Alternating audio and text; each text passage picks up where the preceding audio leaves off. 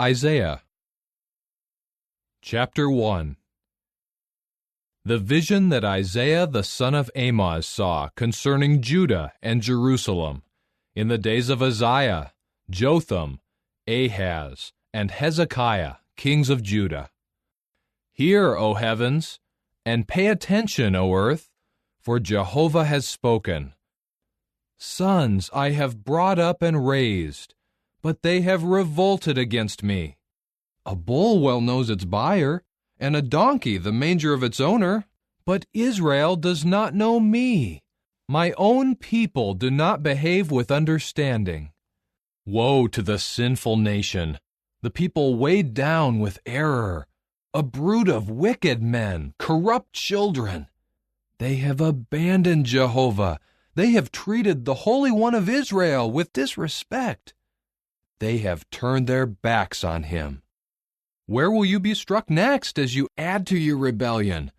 The whole head is sick, and the whole heart is diseased. From the sole of the foot to the head, nothing is healthy. There are wounds and bruises and open sores.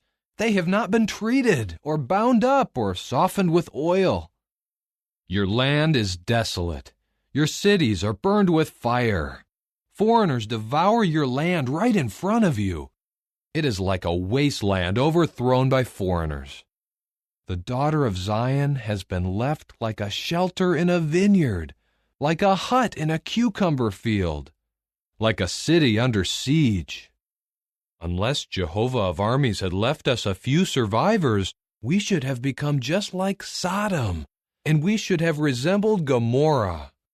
Hear the word of Jehovah, you dictators of Sodom. Pay attention to the law of our God, you people of Gomorrah.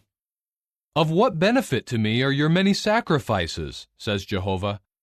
I have had enough of your burnt offerings of rams and the fat of well-fed animals, and I have no delight in the blood of young bulls and lambs and goats.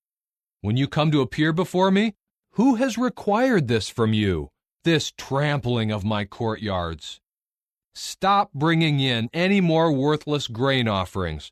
Your incense is detestable to me. New moons, Sabbaths, the calling of conventions. I cannot put up with the use of magical power along with your solemn assembly. I have hated your new moons and your festivals. They have become a burden to me. I am tired of bearing them. And when you spread out your palms, I hide my eyes from you. Although you offer many prayers, I am not listening. Your hands are filled with blood. Wash yourselves. Make yourselves clean. Remove your evil deeds from my sight. Stop doing bad. Learn to do good. Seek justice. Correct the oppressor. Defend the rights of the fatherless child, and plead the cause of the widow. Come now, and let us set matters straight between us, says Jehovah. Though your sins are like scarlet, they will be made as white as snow.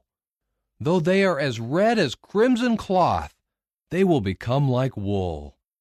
If you show willingness and listen, you will eat the good things of the land. But if you refuse and rebel, you will be devoured by the sword, for the mouth of Jehovah has spoken it. How the faithful city has become a prostitute. She was full of justice. Righteousness used to lodge in her, but now murderers. Your silver has become dross, and your beer is diluted with water. Your princes are stubborn and partners with thieves. Every one of them loves a bribe and chases after gifts. They do not grant justice to the fatherless, and the legal case of the widow never reaches them. Therefore, the true Lord Jehovah of armies, the powerful one of Israel, declares, I will rid myself of my adversaries, and I will take revenge on my enemies. I will turn my hand against you. I will smelt away your dross as with lye, and I will remove all your impurities. I will restore your judges as in the beginning, and your advisers as at the start. After this, you will be called City of Righteousness, Faithful Town.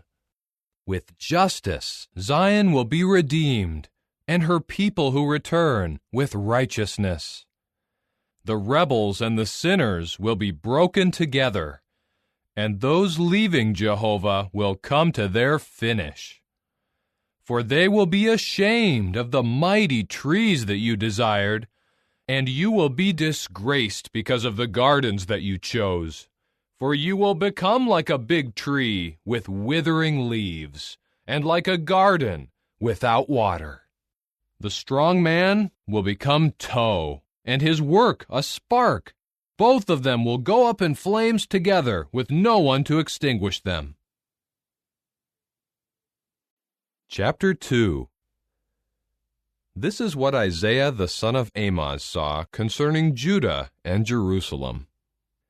In the final part of the days, the mountain of the house of Jehovah will become firmly established above the top of the mountains, and it will be raised up above the hills, and to it all the nations will stream. And many peoples will go and say, "Come, let us go up to the mountain of Jehovah, to the house of the God of Jacob. He will instruct us about his ways, and we will walk in his paths. For law will go out of Zion, and the word of Jehovah out of Jerusalem. He will render judgment among the nations, and set matters straight respecting many peoples. They will beat their swords into plowshares, and their spears into pruning shears. Nation will not lift up sword against nation, nor will they learn war any more. O house of Jacob, come, let us walk in the light of Jehovah. For you have forsaken your people, the house of Jacob, because they have become full of things from the east. They practice magic like the Philistines, and they abound with the children of foreigners. Their land is filled with silver and gold, and there is no limit to their treasures. Their land is filled with horses, and there is no limit to their chariots. Their land is filled with worthless gods. They bow down to the work of their own hands, to what their own fingers have made. So man bows down, he becomes low, and you cannot possibly pardon them. Enter into the rock, and hide yourself in the dust, because of the terrifying presence of Jehovah and his majestic splendor. The haughty eyes of man will be brought low, and the arrogance of men will bow down. Jehovah alone will be exalted in that day, for it is the day belonging to Jehovah of armies. It is coming upon everyone who is haughty and lofty, upon everyone, whether exalted or lowly.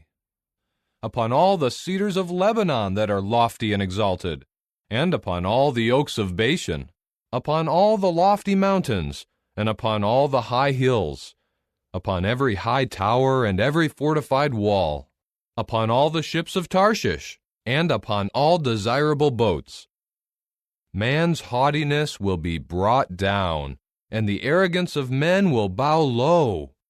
Jehovah alone will be exalted in that day. The worthless gods will completely disappear. And people will enter into the caves of the rocks and into the holes in the ground, because of the terrifying presence of Jehovah and his majestic splendor, when he arises to make the earth tremble in terror. In that day men will take their worthless gods of silver and of gold that they had made for themselves to bow down to, and throw them away to the shrew mice and to the bats, in order to enter into the holes in the rocks and into the clefts of the crags, because of the terrifying presence of Jehovah and his majestic splendor, when he arises to make the earth tremble in terror. For your own sakes, quit trusting in mere man, who is only the breath in his nostrils. Why should he be taken into account? Chapter 3. For look, The true Lord Jehovah of armies is removing from Jerusalem and Judah every kind of support and supply, all support of bread and water, mighty man and warrior, judge and prophet, diviner and elder, chief of 50, dignitary and adviser, the expert magician and the skilled charmer. I will make boys their princes, and the unstable will rule over them. The people will oppress one another, each one his fellow man. The boy will assault the old man, and the lightly esteemed one will defy the respected one. Each one will take hold of his brother in his father's house, and say, "You have a cloak, you be our commander. Take charge of this overthrown pile of ruins." But he will protest in that day, "I will not be your wound dresser. I have no food or clothing in my house. Do not make me commander over the people."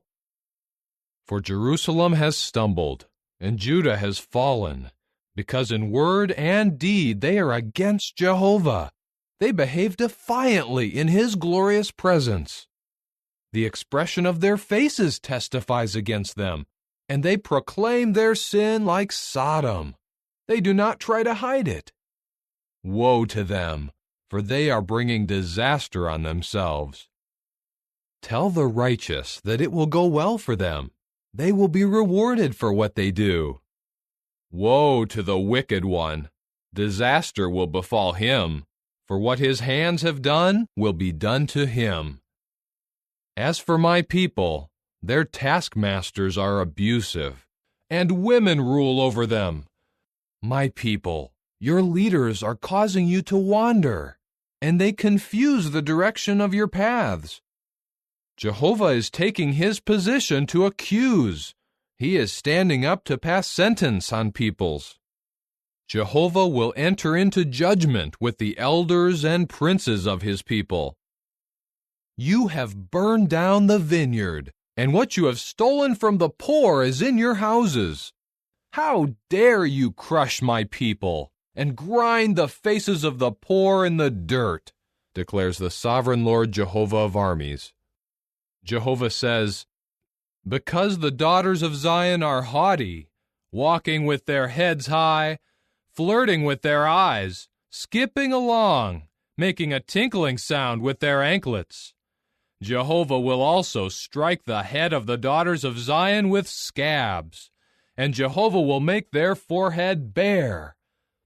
In that day Jehovah will take away the beauty of their bangles, the headbands, and the crescent-shaped ornaments, the earrings, the bracelets, and the veils, the headdresses, the ankle chains, and the breastbands, the perfume receptacles, and the charms, the finger rings, and the nose rings, the ceremonial robes, the overtunics, the cloaks, and the purses, the hand mirrors, and the linen garments, the turbans, and the veils. Instead of balsam oil, there will be a rotten smell. Instead of a belt, a rope. Instead of a beautiful hairstyle, baldness. Instead of a rich garment, a garment of sackcloth, and a brand mark instead of beauty. By the sword your men will fall, and your mighty men in battle. Her entrances will mourn and grieve, and she will sit on the ground desolate. Chapter 4. And 7 women will grab hold of one man in that day, saying, we will eat our own bread and wear our own clothing. Only let us be called by your name to take away our disgrace. In that day, what Jehovah makes sprout will be splendid and glorious, and the fruitage of the land will be the pride and beauty of the survivors of Israel. Whoever remains in Zion and is left over in Jerusalem will be called holy, all of those in Jerusalem written down for life. When Jehovah washes away the filth of the daughters of Zion and rinses away the bloodshed of Jerusalem from her midst, by the spirit of judgment and by a spirit of burning, Jehovah will also create over the whole site of Mount Zion and over the place of her conventions a cloud and smoke by day, and a bright flaming fire by night. For over all the glory there will be a shelter, and there will be a booth for shade by day from the heat, and for refuge and protection from storms and the rain. Chapter 5. Let me sing, please, to my beloved, a song about my loved one and his vineyard. My beloved had a vineyard on a fruitful hillside. He dug it up and rid it of stones. He planted it with a choice red vine, built a tower in the middle of it, and hewed out a winepress in it. Then he kept hoping for it to produce grapes, but it produced only wild grapes. And now, you inhabitants of Jerusalem and men of Judah, please judge between me and my vineyard. What more could I have done for my vineyard that I have not already done? Why, when I hoped for grapes, did it produce only wild grapes? Now, please, let me tell you what I will do to my vineyard. I will remove its hedge, and it will be burned down. I will break down its stone wall, and it will be trampled on. I will make it a wasteland. It will not be pruned or hoed. It will be overgrown with thorn bushes and weeds, and I will command the clouds not to send any rain on it. For the vineyard of Jehovah of armies is the house of Israel. The men of Judah are the plantation he was fond of. He kept hoping for justice, but look, there was injustice. For righteousness, but look, a cry of distress. Woe to those who join one house to another house, and who annex one field to another field until there is no more room, and you live by yourselves on the land. Jehovah of armies has sworn in my ears that many houses, though great and beautiful, will become an object of horror, without an inhabitant. For 10 acres of vineyard will produce but 1 bath measure, and a homer measure of seed will produce only an ephah. Woe to those who get up early in the morning to drink alcohol, who linger late into the evening darkness until wine inflames them. They have harp and stringed instrument, tambourine, flute, and wine at their feasts, but they do not consider the activity of Jehovah, and they do not see the work of his hands. So my people will go into exile for lack of knowledge. Their glorious men will go hungry, and all their people will be parched with thirst. So the grave has enlarged itself, and has opened its mouth wide without limit, and her splendor, her noisy multitudes, and her revelers will certainly go down into it. And man will bow down, man will be brought low, and the eyes of the haughty will be brought low. Jehovah of armies will be exalted by his judgment. The true God, the Holy One, will sanctify himself through righteousness. And the lambs will graze as in their pasture. Foreign residents will feed on the desolate places of well-fed animals. Woe to those who drag along their guilt with ropes of deception, and their sin with wagon cords. Those who say, "Let him speed up his work. Let it come quickly that we may see it. Let the purpose of the Holy One of Israel take place, that we may know it." Woe to those who say that good is bad, and bad is good. Those who substitute darkness for light, and light for darkness. Those who put bitter for sweet, and sweet for bitter. Woe to those wise in their own eyes, and discreet in their own sight. Woe to those who are mighty in drinking wine, and to the men who are masters at mixing alcoholic drinks, those who acquit the wicked for a bribe, and who deny justice to the righteous. Therefore, just as the tongue of fire consumes the stubble, and dry grass shrivels in the flames, their very roots will rot, and their blossoms will scatter like powder. because they rejected the law of Jehovah of armies and disrespected the word of the Holy One of Israel. That is why the anger of Jehovah burns against his people, and he will stretch out his hand against them and strike them. The mountains will quake, and their corpses will be like refuse in the streets. In view of all this, his anger has not turned back, but his hand is still stretched out to strike. He has raised up a signal to a distant nation. He has whistled for them to come from the ends of the earth. And look, they are coming very swiftly. None among them are tired or stumbling. No one is drowsy or sleeps.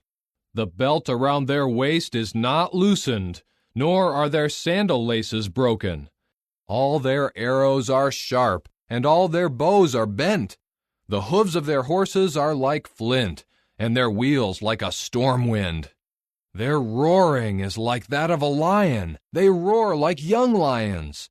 They will growl and seize the prey and carry it off with no one to rescue it. In that day they will growl over it like the growling of the sea. Anyone who gazes at the land will see distressing darkness. Even the light has grown dark because of the clouds. Chapter 6. In the year that King Uzziah died, I saw Jehovah sitting on a lofty and elevated throne, and the skirts of his robe filled the temple. Seraphs were standing above him. Each had 6 wings.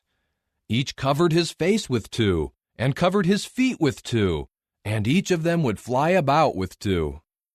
And one called to the other, Holy, holy, holy is Jehovah of armies. The whole earth is filled with his glory. And the pivots of the thresholds quivered at the sound of the shouting, and the house was filled with smoke. Then I said, Woe to me! I am as good as dead, for I am a man of unclean lips, and I live among a people of unclean lips. For my eyes have seen the King, Jehovah of armies himself.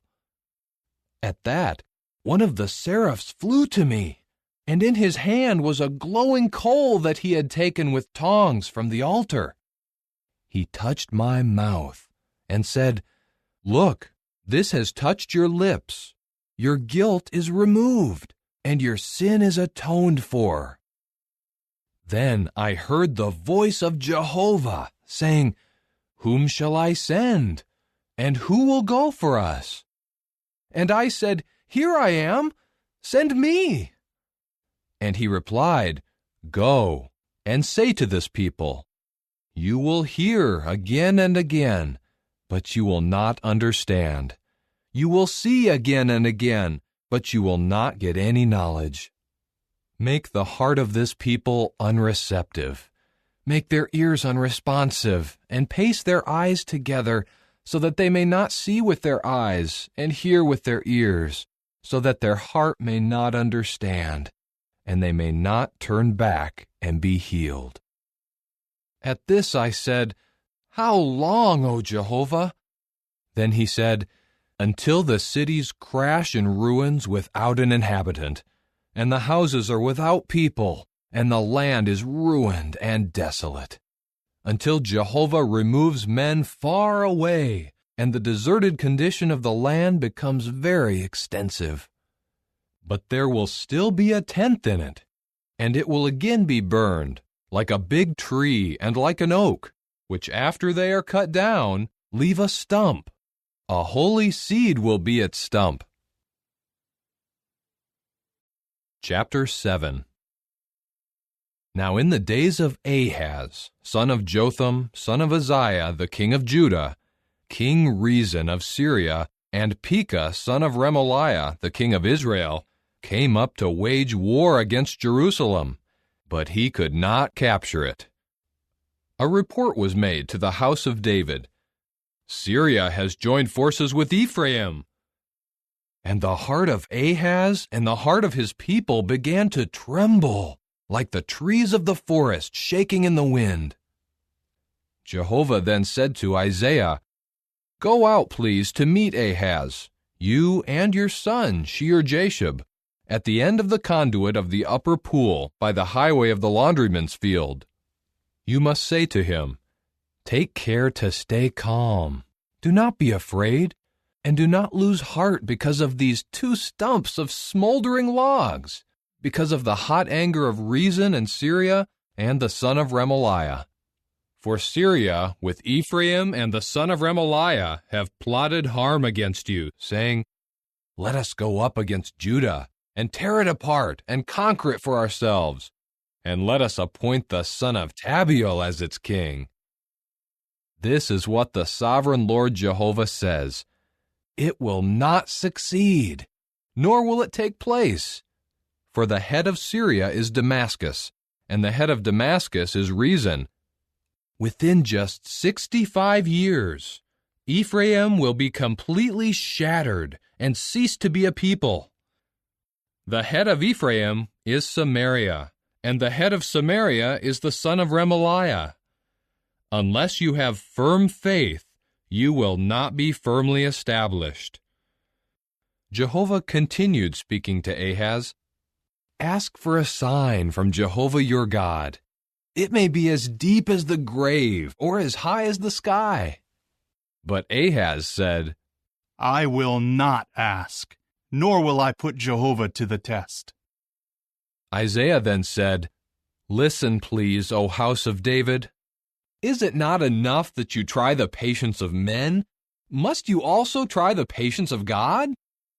Therefore, Jehovah himself will give you a sign. Look, the young woman will become pregnant and will give birth to a son, and she will name him Emmanuel. He will eat butter and honey by the time that he knows how to reject the bad and choose the good. For before the boy knows how to reject the bad and choose the good, the land of the two kings whom you dread will be completely abandoned. Jehovah will bring against you and against your people and against the house of your father a time such as has not come since the day Ephraim broke away from Judah, for he will bring the king of Assyria. In that day, Jehovah will whistle for the flies from the distant streams of the Nile of Egypt, and for the bees in the land of Assyria, and they will all come and settle down on the steep valleys, on the rocky clefts, on all the thorn bushes, and on all the watering places. In that day, by means of a hired razor from the region of the river, by means of the king of Assyria, Jehovah will shave the head and the hair of the legs, and it will sweep away the beard as well. In that day, a man will keep alive a young cow of the herd and 2 sheep. And because of the abundance of milk, he will eat butter. For everyone remaining in the land will eat butter and honey. In that day, wherever there used to be 1,000 vines worth 1,000 pieces of silver, there will be only thorn bushes and weeds. Men will go there with bow and arrow, because all the land will become thorn bushes and weeds. And all the mountains that used to be cleared with a hoe, you will not go near for fear of thorn bushes and weeds. They will become a grazing place for bulls and a trampling ground of sheep. Chapter 8. Jehovah said to me, "Take a large tablet, and write on it with an ordinary stylus, Maher-Shalal-Hash-Baz, and let me have it confirmed in writing by faithful witnesses, Uriah the priest, and Zechariah the son of Jeberechiah." Then I had relations with the prophetess, and she became pregnant, and in time gave birth to a son. Jehovah then said to me, "Name him Maher-Shalal-Hash-Baz, for before the boy knows how to call out, 'My father' and 'my mother,' the resources of Damascus and the spoil of Samaria will be carried away before the king of Assyria." Jehovah spoke to me again, "Because this people has rejected the gently flowing waters of the Shiloah, and they rejoice over Rezin and the son of Remaliah, therefore look, Jehovah will bring against them the mighty and vast waters of the river, the king of Assyria and all his glory. He will come up over all his stream beds and overflow all his banks and sweep through Judah. He will flood and pass through, reaching to the neck. His outspread wings will fill the breadth of your land, O Emmanuel. Cause harm, you peoples, but you will be shattered to pieces. Listen, all you from distant parts of the earth. Prepare for battle, but you will be shattered to pieces. Prepare for battle, but you will be shattered to pieces. Devise a plan, but it will be thwarted. Say what you like, but it will not succeed, for God is with us. With his strong hand on me, this is what Jehovah said to me, to warn me away from following the course of this people. You should not call a conspiracy what this people calls a conspiracy. Do not fear what they fear. Do not tremble at it. Jehovah of armies, he is the one you should regard as holy. He is the one you should fear, and he is the one who should cause you to tremble. He will become as a sanctuary, but as a stone to strike against, and as a rock to stumble over to both houses of Israel, as a trap and a snare to the inhabitants of Jerusalem. Many of them will stumble and fall and be broken. They will be ensnared and caught. Wrap up the written confirmation. Seal up the law among my disciples. I will keep in expectation of Jehovah, who is hiding his face from the house of Jacob, and I will hope in him. Look, I and the children whom Jehovah has given me are as signs and as miracles in Israel from Jehovah of armies who resides on Mount Zion. And if they say to you, inquire of the spirit mediums, or of the fortune-tellers who chirp and mutter, is it not of their God that a people should inquire? Should they inquire of the dead in behalf of the living? Instead, they should inquire of the law and of the written confirmation. When they do not speak according to this word, they have no light. And each one will pass through the land afflicted and hungry. And because he is hungry and indignant, he will curse his king and his God as he looks upward. Then he will look to the earth and see only distress and darkness, obscurity and hard times, gloom and no brightness. Chapter 9. However, the gloom will not be as when the land had distress, as in former times, when the land of Zebulun and the land of Naphtali were treated with contempt. But at a later time, he will cause it to be honored. The way by the sea, in the region of the Jordan, Galilee of the nations. The people who were walking in the darkness have seen a great light. As for those dwelling in the land of deep shadow, light has shone on them. You have made the nation populous. You have made its rejoicing great. They rejoice before you as people rejoice in the harvest time, as those who joyfully divide up the spoil. For you have shattered to pieces the yoke of their load, the rod on their shoulders, the staff of the taskmaster, as in the day of Midian. Every boot that shakes the earth as it marches, and every garment soaked in blood will become fuel for the fire.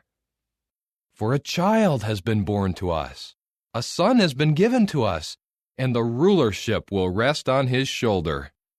His name will be called Wonderful Counselor, Mighty God, Eternal Father, Prince of Peace. To the increase of his rulership and to peace there will be no end, on the throne of David and on his kingdom, in order to establish it firmly and to sustain it through justice and righteousness, from now on and forever. The zeal of Jehovah of armies will do this. Jehovah sent a word against Jacob, and it has come against Israel. And all the people will know it, Ephraim and the inhabitants of Samaria, who say in their haughtiness and in their insolence of heart, "Bricks have fallen, but we will build with hewn stone. Sycamore trees have been cut down, but we will replace them with cedars." Jehovah will raise up reason's adversaries against him, and will stir his enemies to action. Syria from the east, and the Philistines from the west, they will devour Israel with open mouths. In view of all this, his anger has not turned back, but his hand is still stretched out to strike. For the people have not returned to the one who strikes them. They have not sought Jehovah of armies. Jehovah will cut off from Israel head and tail, shoot and rush in one day. The elder and highly respected one is the head, and the prophet giving false instruction is the tail. Those leading this people are causing them to wander, and those who are being led are confused. That is why Jehovah will not rejoice over their young men, and he will have no mercy on their fatherless children and their widows, because all of them are apostates and evildoers, and every mouth is speaking senselessness. In view of all this, his anger has not turned back, but his hand is still stretched out to strike. For wickedness burns like a fire, consuming thorn bushes and weeds. It will set fire to the thickets of the forest, and they will go up in clouds of smoke. In the fury of Jehovah of armies, the land has been set on fire, and the people will become fuel for the fire. No one will spare even his brother. One will cut down on the right, but still be hungry, and one will eat on the left, but will not be satisfied. Each will devour the flesh of his own arm. Manasseh will devour Ephraim, and Ephraim Manasseh. Together they will be against Judah.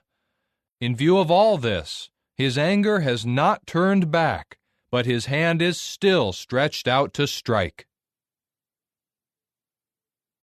Chapter 10.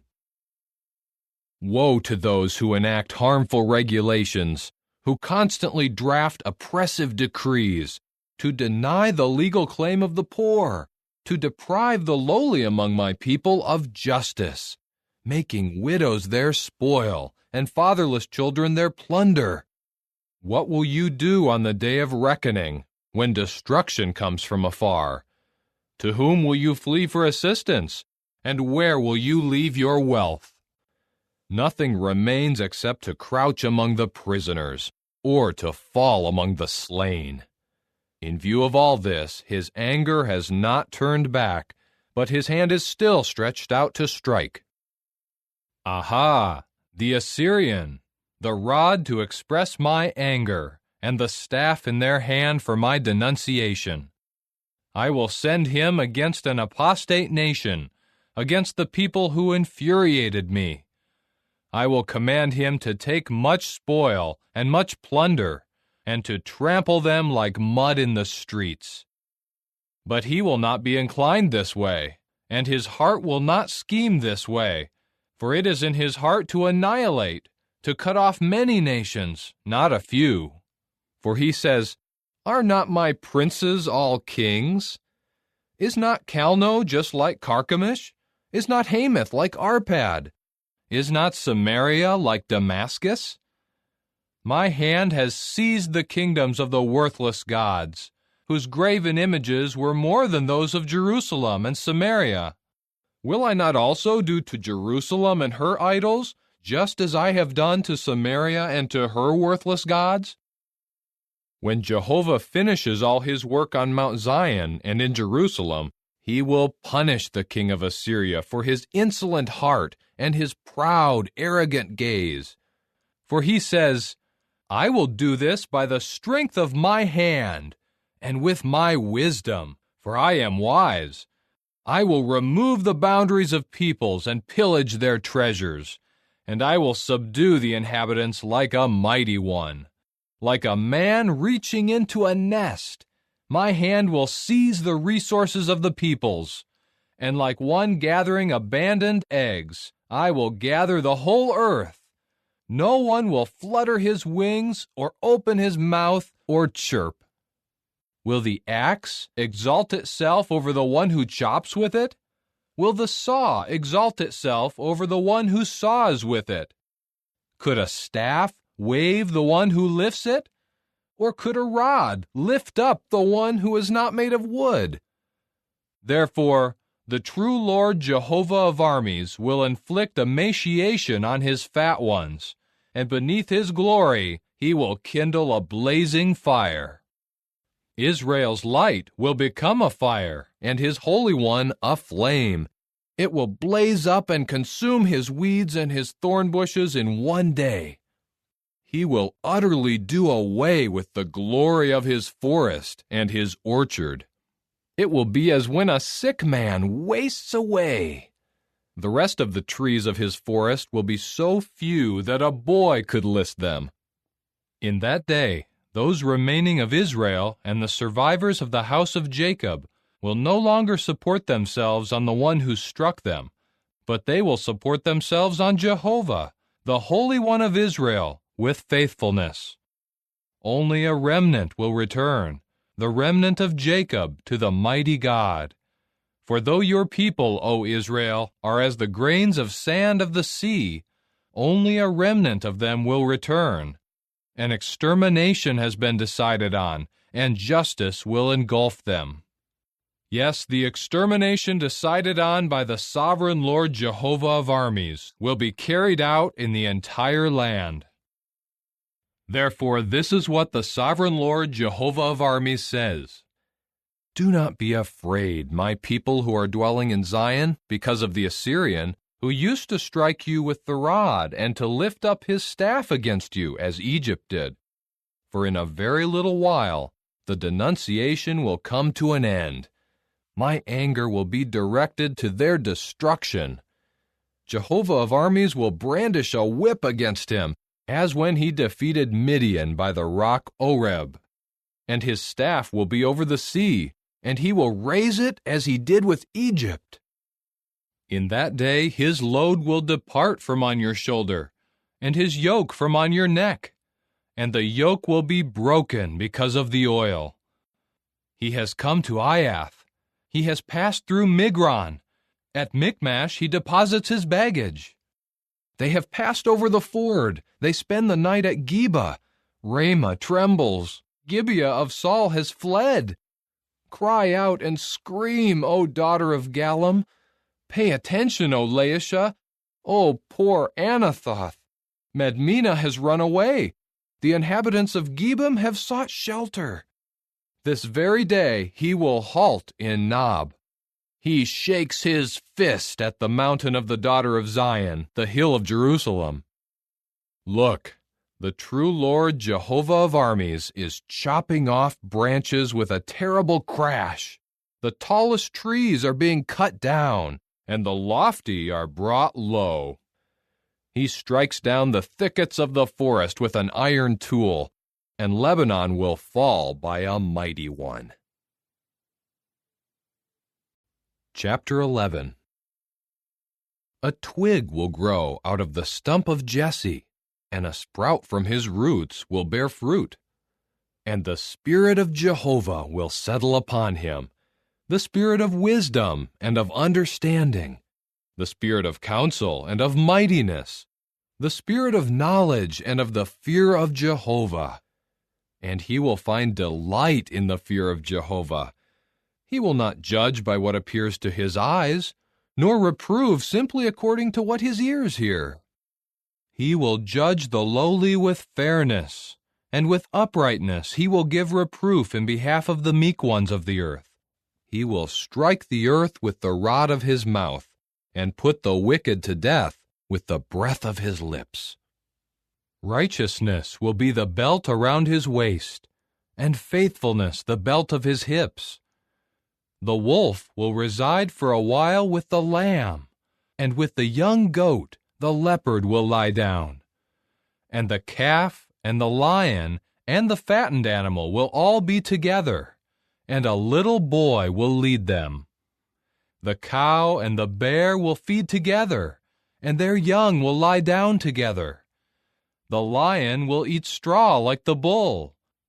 The nursing child will play over the lair of a cobra, and a weaned child will put his hand over the den of a poisonous snake.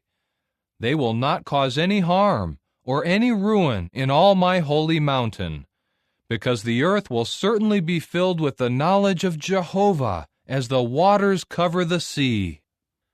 In that day, the root of Jesse will stand up as a signal for the peoples. To him the nations will turn for guidance, and his resting place will become glorious. In that day, Jehovah will again offer his hand a second time to reclaim the remnant of his people who are left from Assyria, from Egypt, from Pathros, from Cush, from Elam, from Shinar, from Hamath, and from the islands of the sea.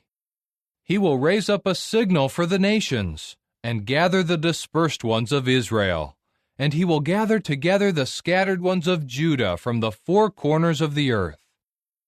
The jealousy of Ephraim will be gone, and those who show hostility to Judah will be done away with. Ephraim will not be jealous of Judah, nor will Judah show hostility toward Ephraim. And they will swoop down on the slopes of the Philistines to the west. Together they will plunder the people of the east. They will thrust out their hand against Edom and Moab, and the Ammonites will become their subjects. Jehovah will divide the gulf of the Egyptian sea and wave his hand over the river. With his scorching breath he will strike it in its 7 torrents, and he will cause people to walk across in their sandals. And there will be a highway out of Assyria for the remnant of his people who are left, as there was for Israel in the day he came out of the land of Egypt. Chapter 12.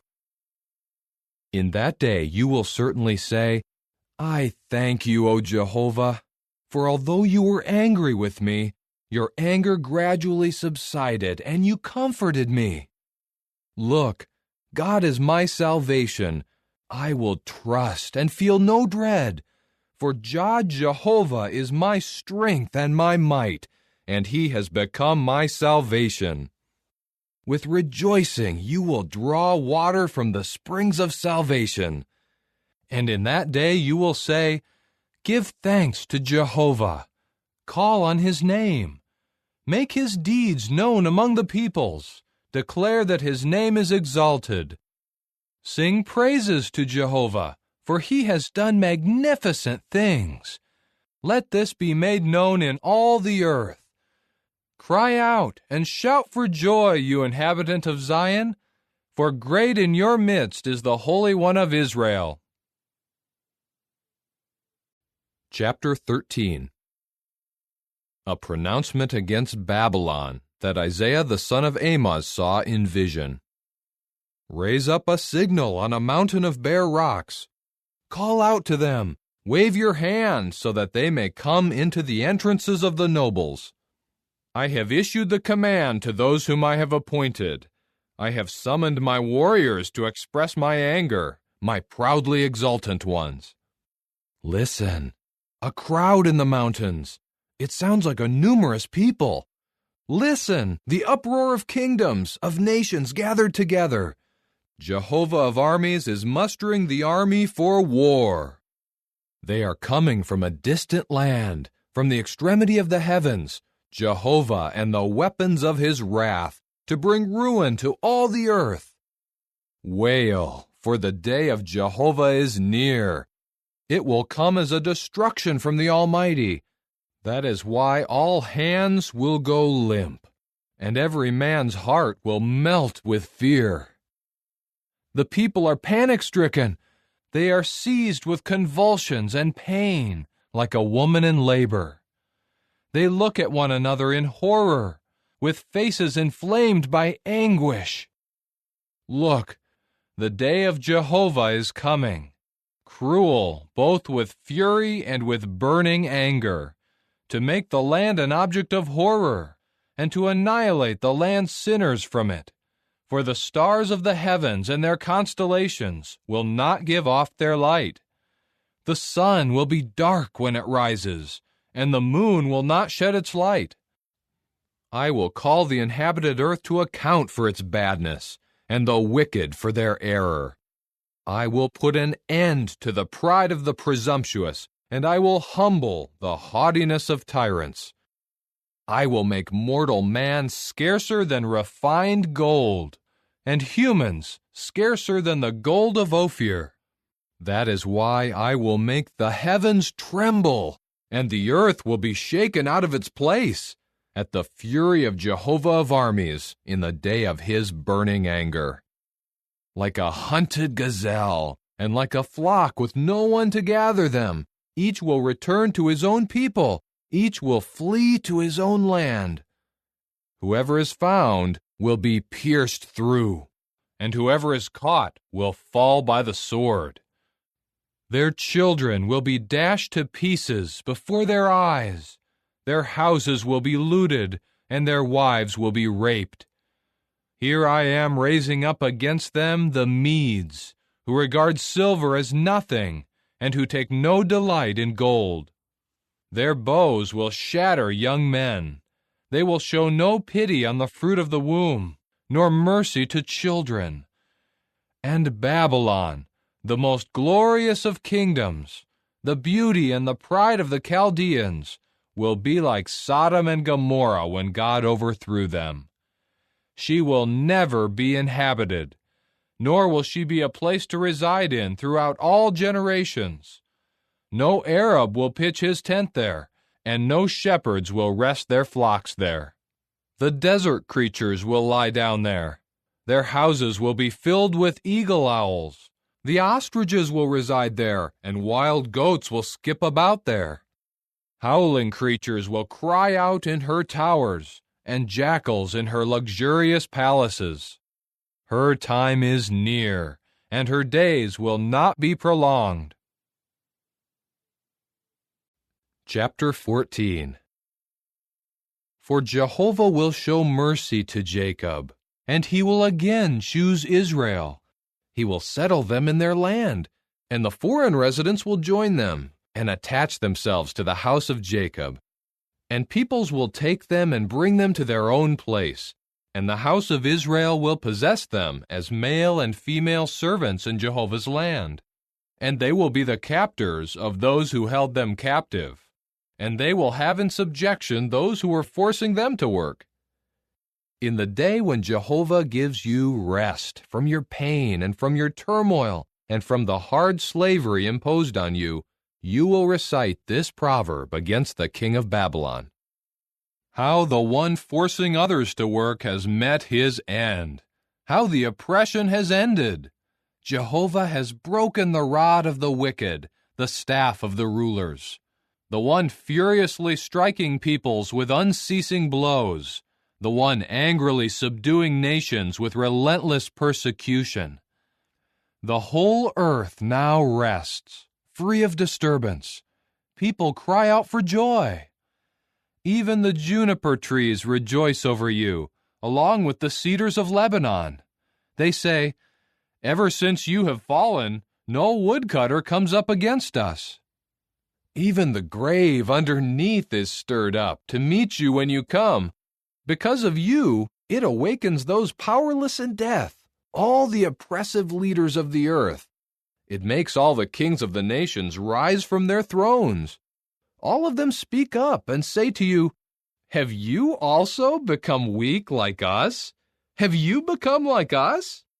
Down to the grave your pride has been brought, the sound of your stringed instruments. Maggots are spread beneath you as a bed, and worms are your covering. How you have fallen from heaven, O shining one, son of the dawn! How you have been cut down to the earth, you who vanquished nations! You said in your heart, "I will ascend to the heavens. Above the stars of God I will lift up my throne, and I will sit down on the mountain of meeting in the remotest parts of the north. I will go up above the tops of the clouds. I will make myself resemble the Most High.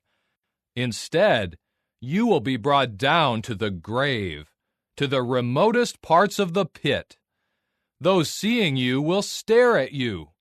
They will closely examine you, saying, "Is this the man who was shaking the earth, who made kingdoms tremble, who made the inhabited earth like the wilderness, and overthrew its cities, who refused to let his prisoners go home? All other kings of the nations, yes, all of them, lie down in glory, each one in his own tomb. But you are discarded without a grave, like a detested sprout, clothed with the slain who were stabbed with the sword, who go down to the stones of a pit, like a carcass trampled underfoot. You will not join them in a grave, for you destroyed your own land, you killed your own people. The offspring of evildoers will never again be named. Prepare a slaughtering block for his sons, because of the guilt of their forefathers, so that they will not rise up and take over the earth and fill the land with their cities. I will rise up against them, declares Jehovah of armies, and I will wipe out from Babylon name and remnant and descendants and posterity, declares Jehovah. And I will make her a possession of porcupines and a region of marshes, and I will sweep her with the broom of annihilation, declares Jehovah of armies. Jehovah of armies has sworn, just as I have intended, so it will occur. And just as I have decided, that is what will come true. I will crush the Assyrian in my land, and I will trample him on my mountains. His yoke will be removed from them, and his load will be removed from their shoulder. This is what has been decided against all the earth, and this is the hand that is stretched out against all the nations. For Jehovah of armies has decided, and who can thwart it? His hand is stretched out, and who can turn it back? In the year that King Ahaz died, this pronouncement was made. Do not rejoice, Philistia, any of you, just because the staff of the one striking you has been broken. For from the root of the serpent will come a poisonous snake, and its offspring will be a flying, fiery snake. While the firstborn of the lowly feed, and the poor lie down in security, I will put your root to death with famine, and what is left of you will be killed. Wail, O gate! Cry out, O city! All of you will lose heart, O Philistia, for a smoke is coming from the north, and there are no stragglers in his ranks. How should they answer the messengers of the nation? That Jehovah has laid the foundation of Zion, and that the lowly ones of his people will take refuge in her. Chapter 15. A pronouncement against Moab. Because it has been devastated in a night, Ar of Moab has been silenced. Because it has been devastated in a night, Kir of Moab has been silenced. He has gone up to the house and to Dibon, to the high places to weep. Moab wails over Nebo and over Medeba. Every head is shaved bald. Every beard is clipped. In its streets they have put on sackcloth. On their roofs and in their public squares they all wail. They go down weeping. Heshbon and Elealeh cry out. Their voice is heard as far as Jahaz. That is why the armed men of Moab keep shouting. He is trembling. My heart cries out over Moab. Its fugitives have fled as far as Zoar and Eglath-Shalishah. On the ascent of Luhith they weep as they go up. On the way to Horonaim they cry out over the catastrophe. For the waters of Nimrim are desolate. The green grass has dried up. The grass is gone, and nothing green is left. That is why they are carrying away what is left of their stores and their riches. They are crossing the valley of poplars. For the outcry echoes throughout the territory of Moab. The wailing reaches to Eglaim. The wailing reaches to Beer Elam. for the waters of Dimon are full of blood. And I have more in store for Dimon, a lion for those of Moab who escape, and for those remaining in the land. Chapter 16. Send a ram to the ruler of the land, from Selah through the wilderness to the mountain of the daughter of Zion. Like a bird chased away from its nest, so the daughters of Moab will be at the fords of Arnon. Offer counsel, carry out the decision. Make your shadow at high noon like the night. Conceal the dispersed and do not betray those fleeing. May my dispersed ones reside in you, O Moab. Become a place of concealment to them because of the destroyer. The oppressor will reach his end. The destruction will come to an end, and those trampling others down will perish from the earth. Then a throne will be firmly established in loyal love. The one who sits on it in the tent of David will be faithful. He will judge fairly and will swiftly execute righteousness. We have heard about the pride of Moab. He is very proud, his haughtiness and his pride and his fury, but his empty talk will come to nothing. So Moab will wail for Moab. They will all wail. Those who are stricken will moan for the raisin cakes of Kirharaseth. For the terraces of Heshbon have withered. The vine of Sibmah, the rulers of the nations have trampled its bright red branches. They had reached as far as Jazer. They had extended into the wilderness. Its shoots had spread out and gone as far as the sea. That is why I will weep over the vine of Sibmah, as I weep for Jazer. With my tears I will drench you, O Heshbon and Elealeh, because the shouting over your summer fruit and your harvest has ended. Rejoicing and joyfulness have been taken away from the orchard, and there are no songs of joy or shouting in the vineyards. The treader no longer treads out wine in the presses, for I have caused the shouting to cease. That is why deep within me I am boisterous over Moab, like the strumming of a harp, and my innermost being over Kirharaseth. Even when Moab wears himself out on the high place and goes to pray in his sanctuary, he will accomplish nothing. This is the word that Jehovah previously spoke concerning Moab. And now Jehovah says, within 3 years, like the years of a hired worker, the glory of Moab will be disgraced with much tumult of every sort, and those who remain will be very few and insignificant. Chapter 17. A pronouncement against Damascus. Look, Damascus will cease to be a city, and it will become a heap of ruins. The cities of Aroer will be abandoned.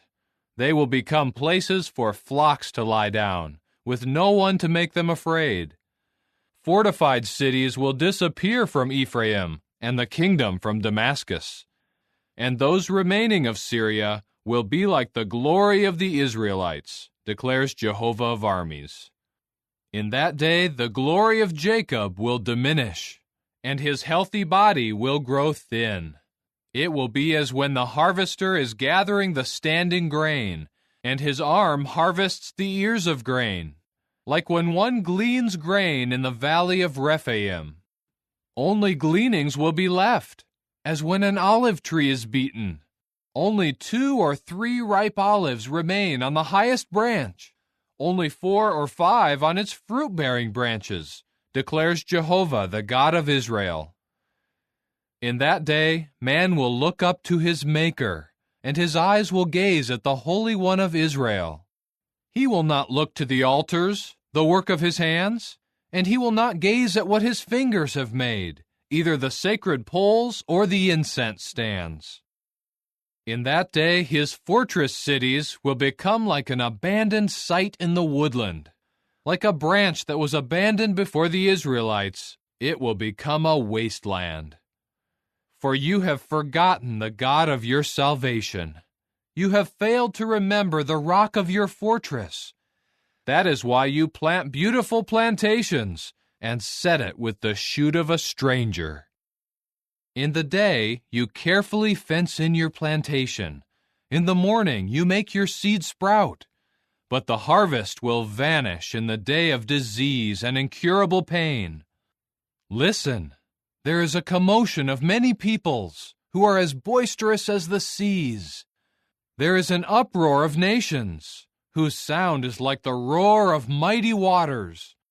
The nations will make a sound like the roar of many waters. He will rebuke them, and they will flee far away. Chased like the chaff of the mountains before a wind, like a whirling thistle before a storm wind. In the evening there is terror. Before morning they are no more. This is the share of those pillaging us, and the lot of those plundering us. Chapter 18. Woe to the land of whirring insect wings, in the region of the rivers of Ethiopia. It sends envoys by sea, across the waters in papyrus vessels, saying, Go, you swift messengers, to a tall and smooth-skinned nation, to a people feared everywhere, to a strong, conquering nation, whose land is washed away by rivers. All you inhabitants of the land and you residents of the earth, what you see will be like a signal raised on the mountains, and you will hear a sound like the blowing of a horn. For this is what Jehovah said to me, I will remain undisturbed and look on my established place, like the shimmering heat along with the sunlight, like the cloud of dew in the heat of harvest. For before the harvest, when the blossom is finished, and the bloom becomes a ripening grape, the shoots will be cut off with pruning shears, and the tendrils will be lopped off and removed. They will all be left for the birds of prey of the mountains, and for the beasts of the earth. The birds of prey will spend the summer on them, and all the beasts of the earth will spend the harvest time on them. At that time a gift will be brought to Jehovah of armies, from a tall and smooth-skinned nation, from a people feared everywhere, from a strong, conquering nation, whose land is washed away by rivers, to the place that bears the name of Jehovah of armies, Mount Zion. Chapter 19. A pronouncement against Egypt. Look, Jehovah is riding on a swift cloud and is coming into Egypt. The worthless gods of Egypt will tremble before him, and the heart of Egypt will melt within it. I will incite Egyptians against Egyptians, and they will fight one another, each against his brother and his neighbor, city against city, kingdom against kingdom. And the spirit of Egypt will become bewildered within it, and I will confuse its plans. They will resort to the worthless gods, to the charmers, and to the spirit mediums, and to the fortune tellers. I will hand Egypt over to a hard master, and a harsh king will rule over them, declares the true Lord Jehovah of armies. The water of the sea will be dried up, and the river will become parched and run dry, and the rivers will stink. The Nile canals of Egypt will become low and parched. The reeds and the rushes will decay. The plants along the Nile River, at the mouth of the Nile, and all the land sown with seed along the Nile will dry up. It will be blown away, and it will be no more. And the fishermen will mourn. Those casting fish hooks into the Nile will lament, and those who spread their nets on the water will dwindle. Those who work in combed flax, and those making white fabric on the loom will be put to shame. Her weavers will be crushed. All the hired workers will grieve. The princes of Zoan are foolish. The wisest advisers of Pharaoh give unreasonable advice. How can you say to Pharaoh, I am a descendant of wise ones, a descendant of ancient kings. Where then are your wise men? Let them tell you, if they know what Jehovah of armies has decided concerning Egypt. The princes of Zoan have acted foolishly. The princes of Noph have been deceived. The chiefs of her tribes have led Egypt astray. Jehovah has poured out on her a spirit of confusion, and they have led Egypt astray in whatever she does, like a drunk staggering in his vomit. And Egypt will not have any work to do, whether for the head or the tail, the shoot or the rush. In that day, Egypt will become like women, trembling and terrified because of the threatening hand that Jehovah of armies raises against it. And the land of Judah will become a cause for terror to Egypt. They will feel dread at the mention of it, because of the decision that Jehovah of armies has made against them. In that day there will be 5 cities in the land of Egypt speaking the language of Canaan and swearing loyalty to Jehovah of armies. One city will be called the City of Tearing Down. In that day there will be an altar to Jehovah in the middle of the land of Egypt, and a pillar to Jehovah at its boundary. It will be for a sign and for a witness to Jehovah of armies in the land of Egypt. For they will cry out to Jehovah because of the oppressors, and he will send them a Savior, a grand one, who will save them. And Jehovah will become known to the Egyptians, and the Egyptians will know Jehovah in that day. And they will offer sacrifices and gifts, and make a vow to Jehovah, and pay it. Jehovah will strike Egypt, striking and healing it, and they will return to Jehovah, and he will respond to their entreaties and heal them. In that day there will be a highway out of Egypt to Assyria. Then Assyria will come into Egypt, and Egypt into Assyria. And Egypt will serve God together with Assyria. In that day Israel will be the third, along with Egypt and with Assyria, a blessing in the midst of the earth. For Jehovah of armies will have blessed it, saying, Blessed be my people, Egypt, and the work of my hands, Assyria, and my inheritance, Israel. Chapter 20. In the year that King Sargon of Assyria sent the Tartan to Ashdod, he fought against Ashdod and captured it. At that time Jehovah spoke through Isaiah the son of Amoz, saying, Go, remove the sackcloth from your hips, and take your sandals off your feet. And he did so, walking about naked and barefoot.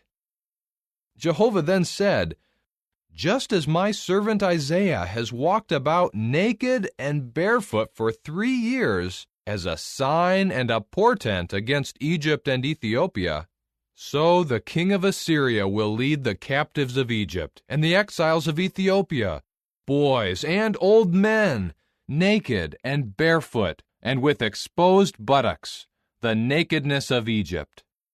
And they will be terrified, and will be ashamed of Ethiopia, their hope, and of Egypt, their pride. The inhabitants of this coastland will say in that day, Look at what happened to our hope, to which we fled for help and rescue from the king of Assyria. How will we escape now? Chapter 21. A pronouncement against the wilderness of the sea. It is coming, like storm winds that sweep through in the south, from the wilderness, from a fearsome land. A harsh vision has been told to me. The treacherous one is acting treacherously, and the destroyer is destroying. Go up, O Elam! Lay siege, O Media! I will put an end to all the sighing she caused. That is why I am in great anguish. Convulsions have seized me, like those of a woman giving birth. I am too distressed to hear. I am too disturbed to see. My heart falters. I shudder in terror. The twilight I longed for makes me tremble. Set the table and arrange the seats. Eat and drink. Get up, you princes, anoint the shield. For this is what Jehovah said to me. Go, post a lookout, and have him report what he sees. And he saw a war chariot with a team of horses, a war chariot of donkeys, a war chariot of camels. He watched carefully, with great attentiveness. Then he called out like a lion. Upon the watchtower, O Jehovah, I am standing constantly by day, and I am stationed at my guard post every night. Look at what is coming. Men in a war chariot with a team of horses. Then he spoke up and said, She has fallen. Babylon has fallen. All the graven images of her gods he has shattered to the ground. O my people who have been threshed, the product of my threshing floor, I have reported to you what I have heard from Jehovah of armies, the God of Israel. A pronouncement against Duma. Someone is calling out to me from Seir. Watchman, what of the night? Watchman, what of the night? The watchman said, The morning is coming, and also the night. If you would inquire, inquire. Come again. A pronouncement against the desert plain. In the forest in the desert plain you will spend the night, O caravans of Dedan. Bring water to meet the thirsty one, you inhabitants of the land of Tema, and bring bread for the one fleeing, for they have fled from the swords, from the drawn sword, from the bent bow, and from the cruelty of the war. For this is what Jehovah said to me. Within 1 year, like the years of a hired worker, all the glory of Kedar will come to an end. The remaining bowmen of the warriors of Kedar will be few, for Jehovah the God of Israel has spoken. Chapter 22. A pronouncement about the Valley of Vision. What is the matter with you, that you have all gone up to the roofs? You were full of turmoil, a boisterous city, an exultant town. Your slain were not slain with the sword, nor did they die in battle. All your dictators have fled together. They were taken prisoner without need of a bow. All who were found were taken prisoner, even though they had fled far away. That is why I said, Turn your eyes away from me, and I will weep bitterly. Do not insist on comforting me over the destruction of the daughter of my people. For it is a day of confusion, and of defeat, and of panic from the sovereign Lord Jehovah of armies in the Valley of Vision. There is a demolishing of the wall, and a cry to the mountain. Elam picks up the quiver with manned chariots and horses, and Kir uncovers the shield. Your choicest valleys will become full of war chariots, and the horses will take their positions at the gate, and the screen of Judah will be removed. In that day you will look toward the armory of the house of the forest, and you will see the many breaches of the city of David, and you will collect the waters of the lower pool. You will count the houses of Jerusalem, and you will pull down the houses to reinforce the wall. And you will make a basin between the two walls for the water of the old pool. But you will not look to its grand maker, and you will not see the one who formed it long ago.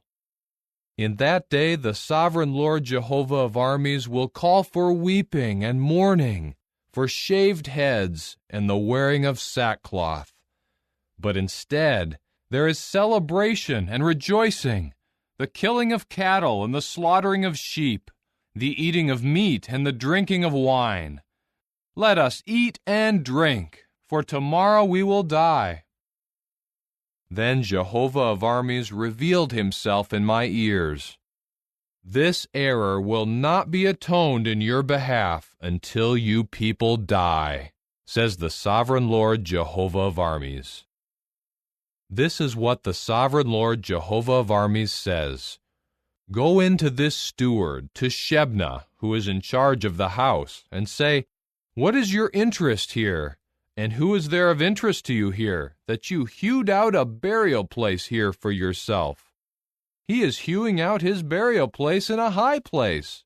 He is cutting out a resting place for himself in a crag. Look, Jehovah will hurl you down violently, O man, and seize you forcibly. He will certainly wrap you up tightly and hurl you like a ball into a wide land. There you will die, and there your glorious chariots will be, a disgrace to your master's house.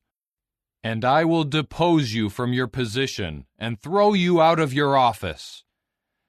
In that day I will call my servant Eliakim, the son of Hilkiah, and I will clothe him with your robe, and firmly bind your sash around him, and I will give your authority into his hand. And he will be a father to the inhabitants of Jerusalem and to the house of Judah. And I will put the key of the house of David on his shoulder. He will open, and no one will shut, and he will shut, and no one will open. I will drive him in as a peg in a lasting place, and he will become as a throne of glory to the house of his father. And they will hang on him all the glory of the house of his father, the descendants and the offspring, all the small vessels, the bowl-shaped vessels, as well as all the large jars. In that day, declares Jehovah of armies, the peg that is driven in a lasting place will be removed, and it will be cut down and fall, and the load that it supported will fall to ruin. For Jehovah himself has spoken. Chapter 23. A pronouncement about Tyre. Wail, you ships of Tarshish, for the port has been destroyed. It cannot be entered. From the land of Kittim it has been revealed to them. Be silent, you inhabitants of the coastland. The merchants from Sidon who crossed the sea have filled you.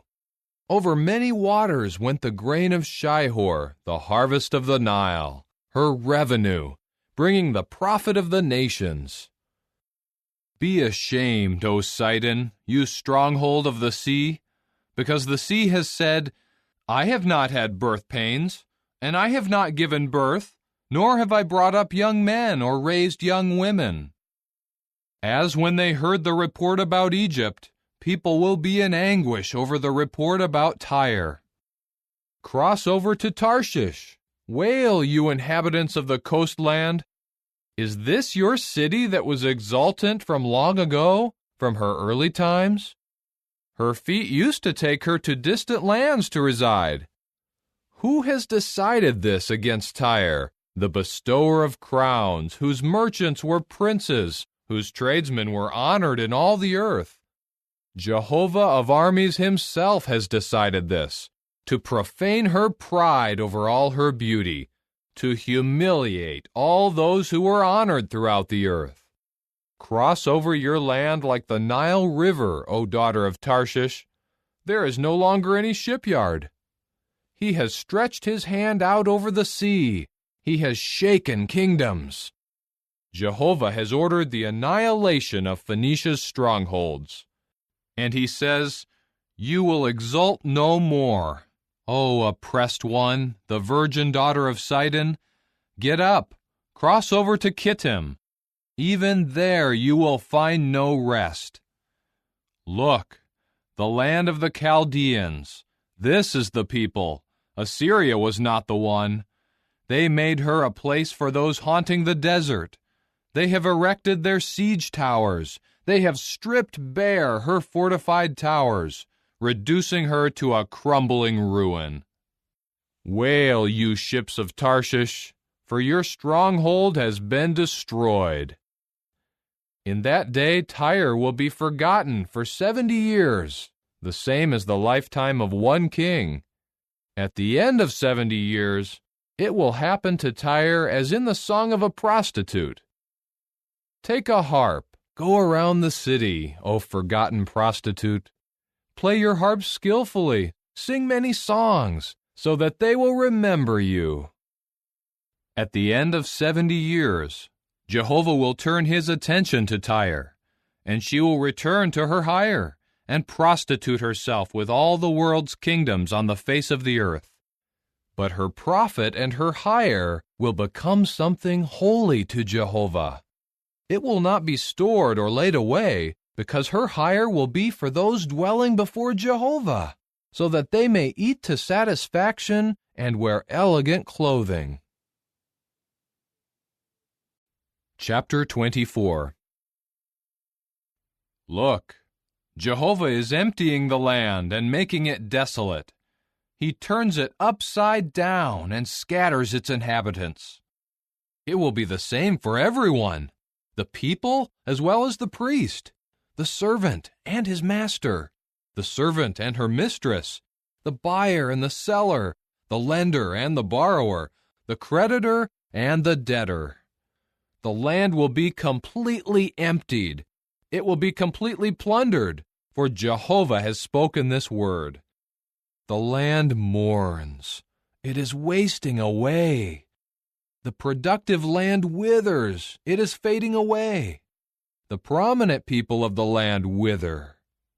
The land has been polluted by its inhabitants, for they have bypassed the laws, changed the regulation, and broken the lasting covenant. That is why the curse devours the land, and those inhabiting it are held guilty. That is why the inhabitants of the land have dwindled, and very few men are left. The new wine mourns, the vine withers, and all those cheerful at heart are sighing. The joy of the tambourines has ceased. The noise of the revelers has ended. The happy sound of the harp has ceased. They drink wine without song, and alcohol tastes bitter to those drinking it. The deserted town is broken down. Every house is shut up so that no one can enter. They cry out for wine in the streets. All rejoicing has disappeared. The joy of the land has gone. The city is left in ruins. The gate has been crushed to a heap of rubble. For this is how it will be in the land among the peoples, as when an olive tree is beaten, like the gleaning when the grape harvest comes to an end. They will raise their voice. They will shout joyfully. From the sea they will proclaim the majesty of Jehovah. That is why they will glorify Jehovah in the region of light. In the islands of the sea they will glorify the name of Jehovah, the God of Israel. From the ends of the earth we hear songs, "Glory to the Righteous One." But I say, I am wasting away. I am wasting away. Woe to me! The treacherous have acted treacherously. With treachery the treacherous have acted treacherously. Terror and pits and traps await you, inhabitant of the land. Anyone fleeing from the sound of terror will fall into the pit, and anyone coming up from the pit will be caught in the trap. For the floodgates above will be opened, and the foundations of the land will quake. The land has burst apart. The land has been shaken up. The land convulses violently. The land staggers like a drunken man, and it sways back and forth like a hut in the wind. Its transgression weighs heavily on it, and it will fall, so that it will not rise up again. In that day Jehovah will turn his attention to the army of the heights above, and to the kings of the earth upon the earth.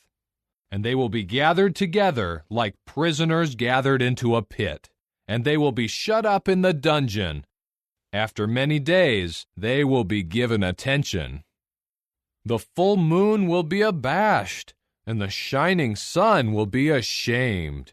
For Jehovah of armies has become king in Mount Zion and in Jerusalem, glorious before the elders of his people. Chapter 25. O Jehovah, you are my God. I exalt you, I praise your name, for you have done wonderful things, things purposed from ancient times, in faithfulness, in trustworthiness. For you have turned a city into a pile of stones, a fortified town into a crumbling ruin. The foreigner's tower is a city no more. It will never be rebuilt.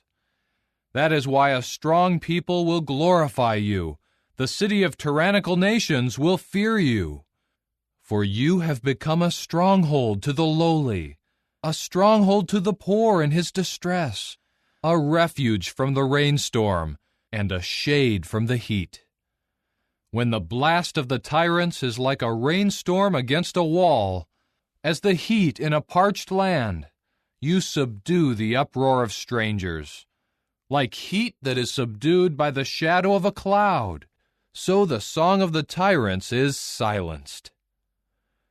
In this mountain, Jehovah of armies will make for all the peoples a banquet of rich dishes, a banquet of fine wine, of rich dishes filled with marrow, of fine filtered wine.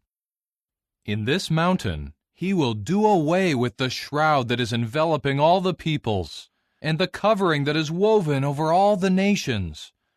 He will swallow up death forever, and the sovereign Lord Jehovah will wipe away the tears from all faces. The reproach of his people he will take away from all the earth, for Jehovah himself has spoken it. In that day they will say, "Look, this is our God. We have hoped in him, and he will save us. This is Jehovah. We have hoped in him. Let us be joyful and rejoice in the salvation by him."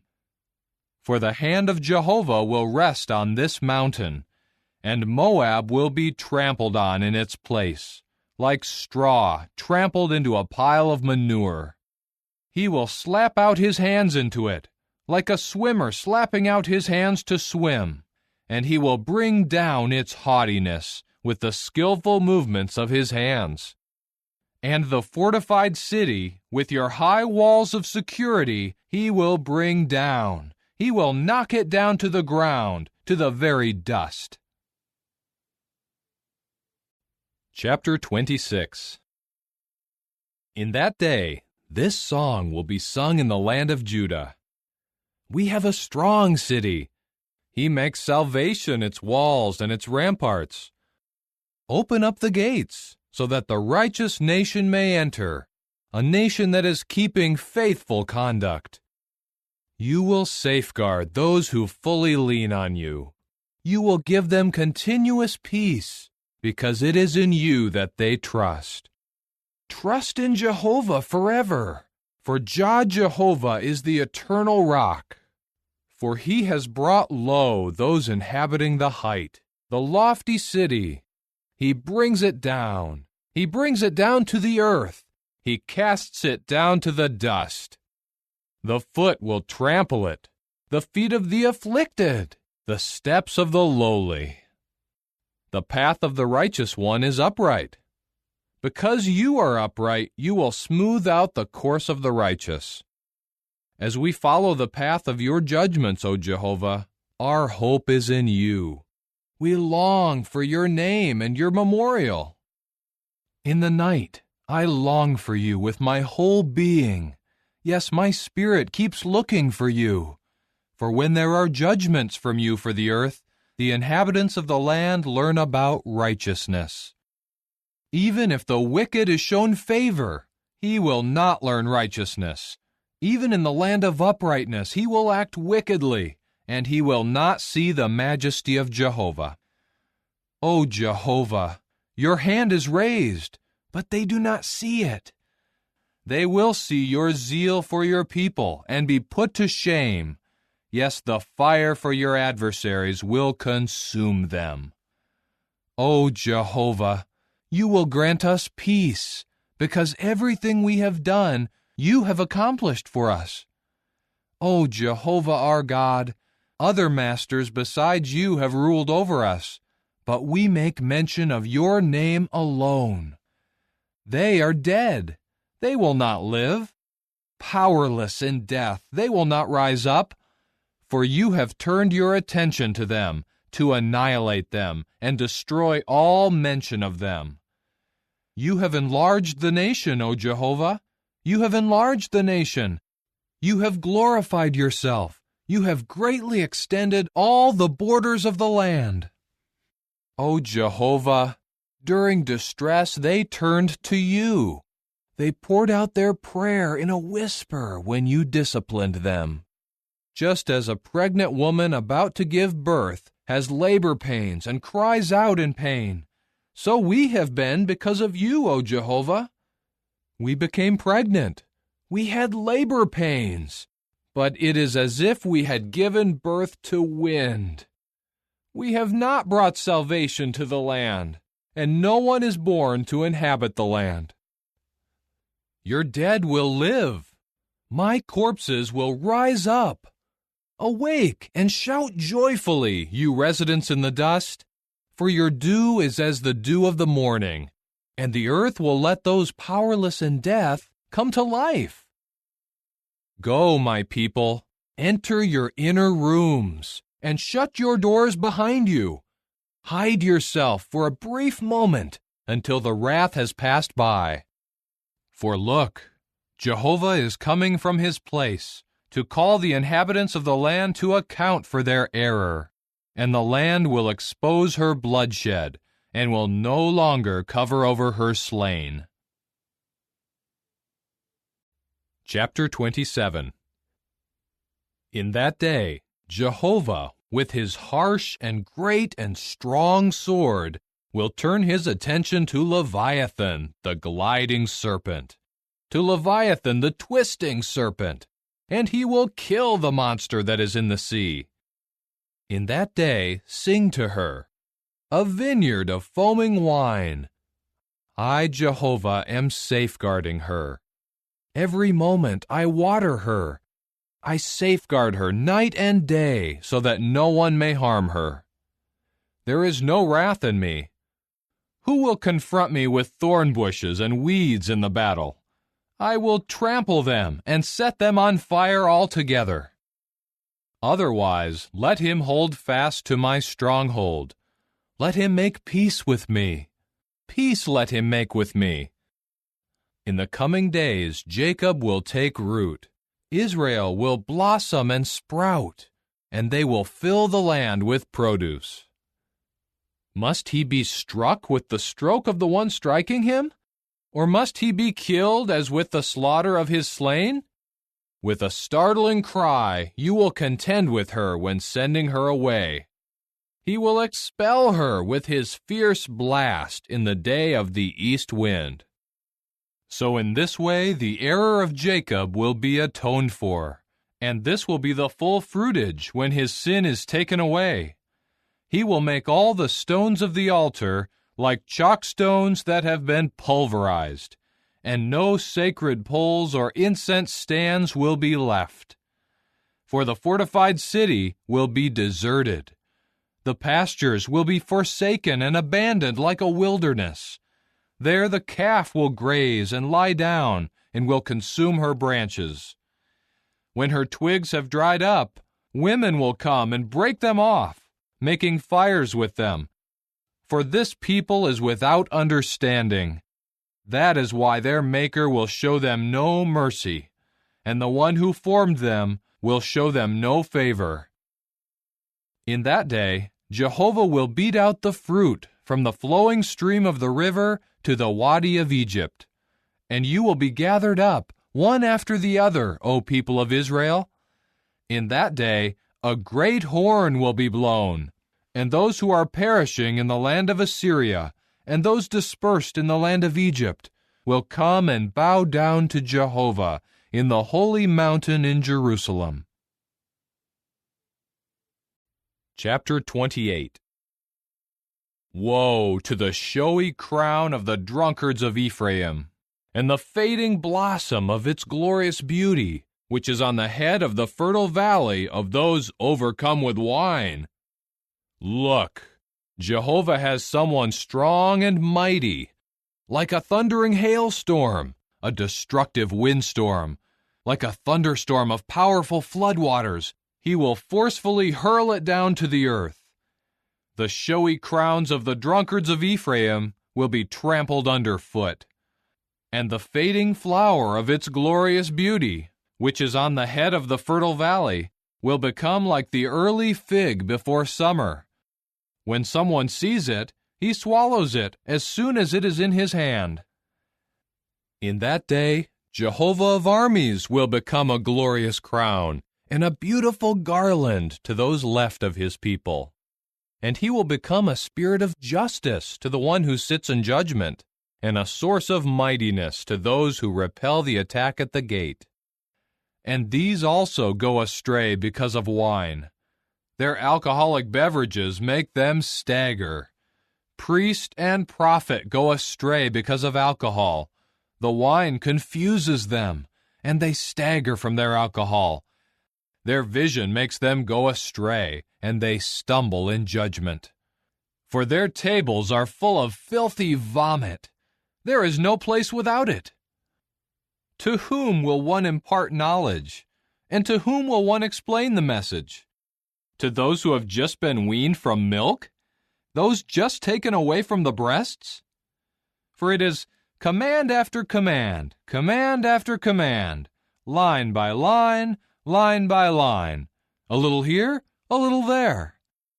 So by means of those with stammering speech and a foreign language, he will speak to this people. He once told them, "This is the resting place. Let the weary one rest. This is the place of refreshment." But they refuse to listen.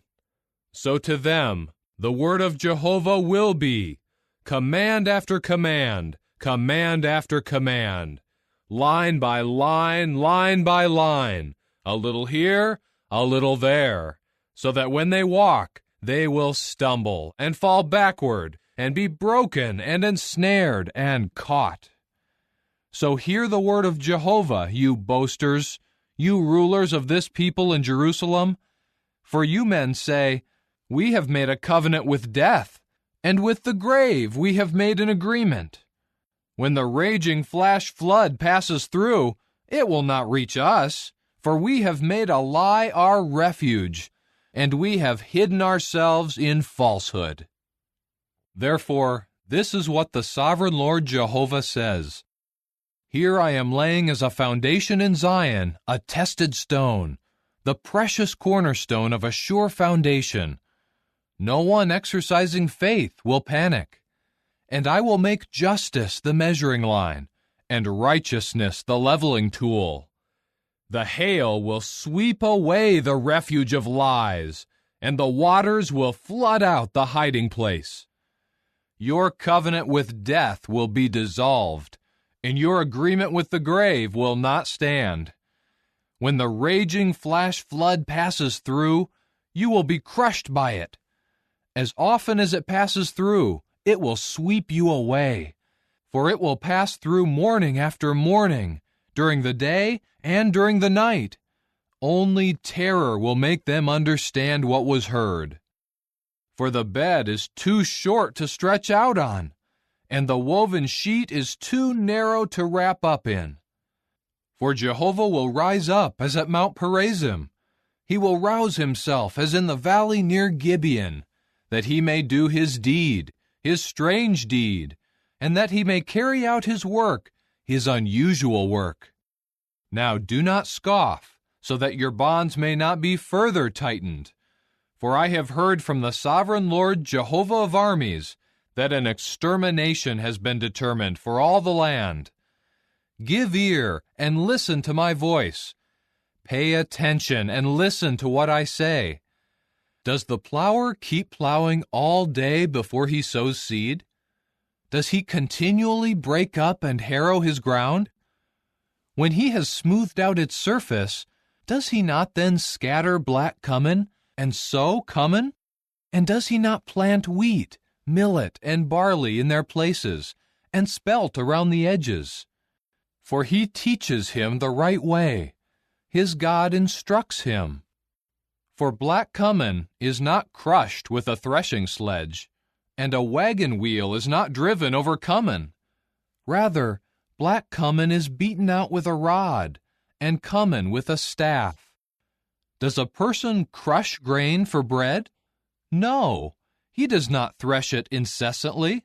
And when he drives the roller of his wagon over it with his horses, he does not crush it. This also comes from Jehovah of armies, whose counsel is wonderful, and whose achievements are great. Chapter 29. Woe to Ariel, Ariel, the city where David encamped! Continue year after year. Let the cycle of festivals continue. But I will bring distress on Ariel, and there will be mourning and lamentation, and she will become to me like an altar hearth of God. I will encamp on all sides against you, and I will besiege you with a palisade, and raise up siege works against you. You will be brought low.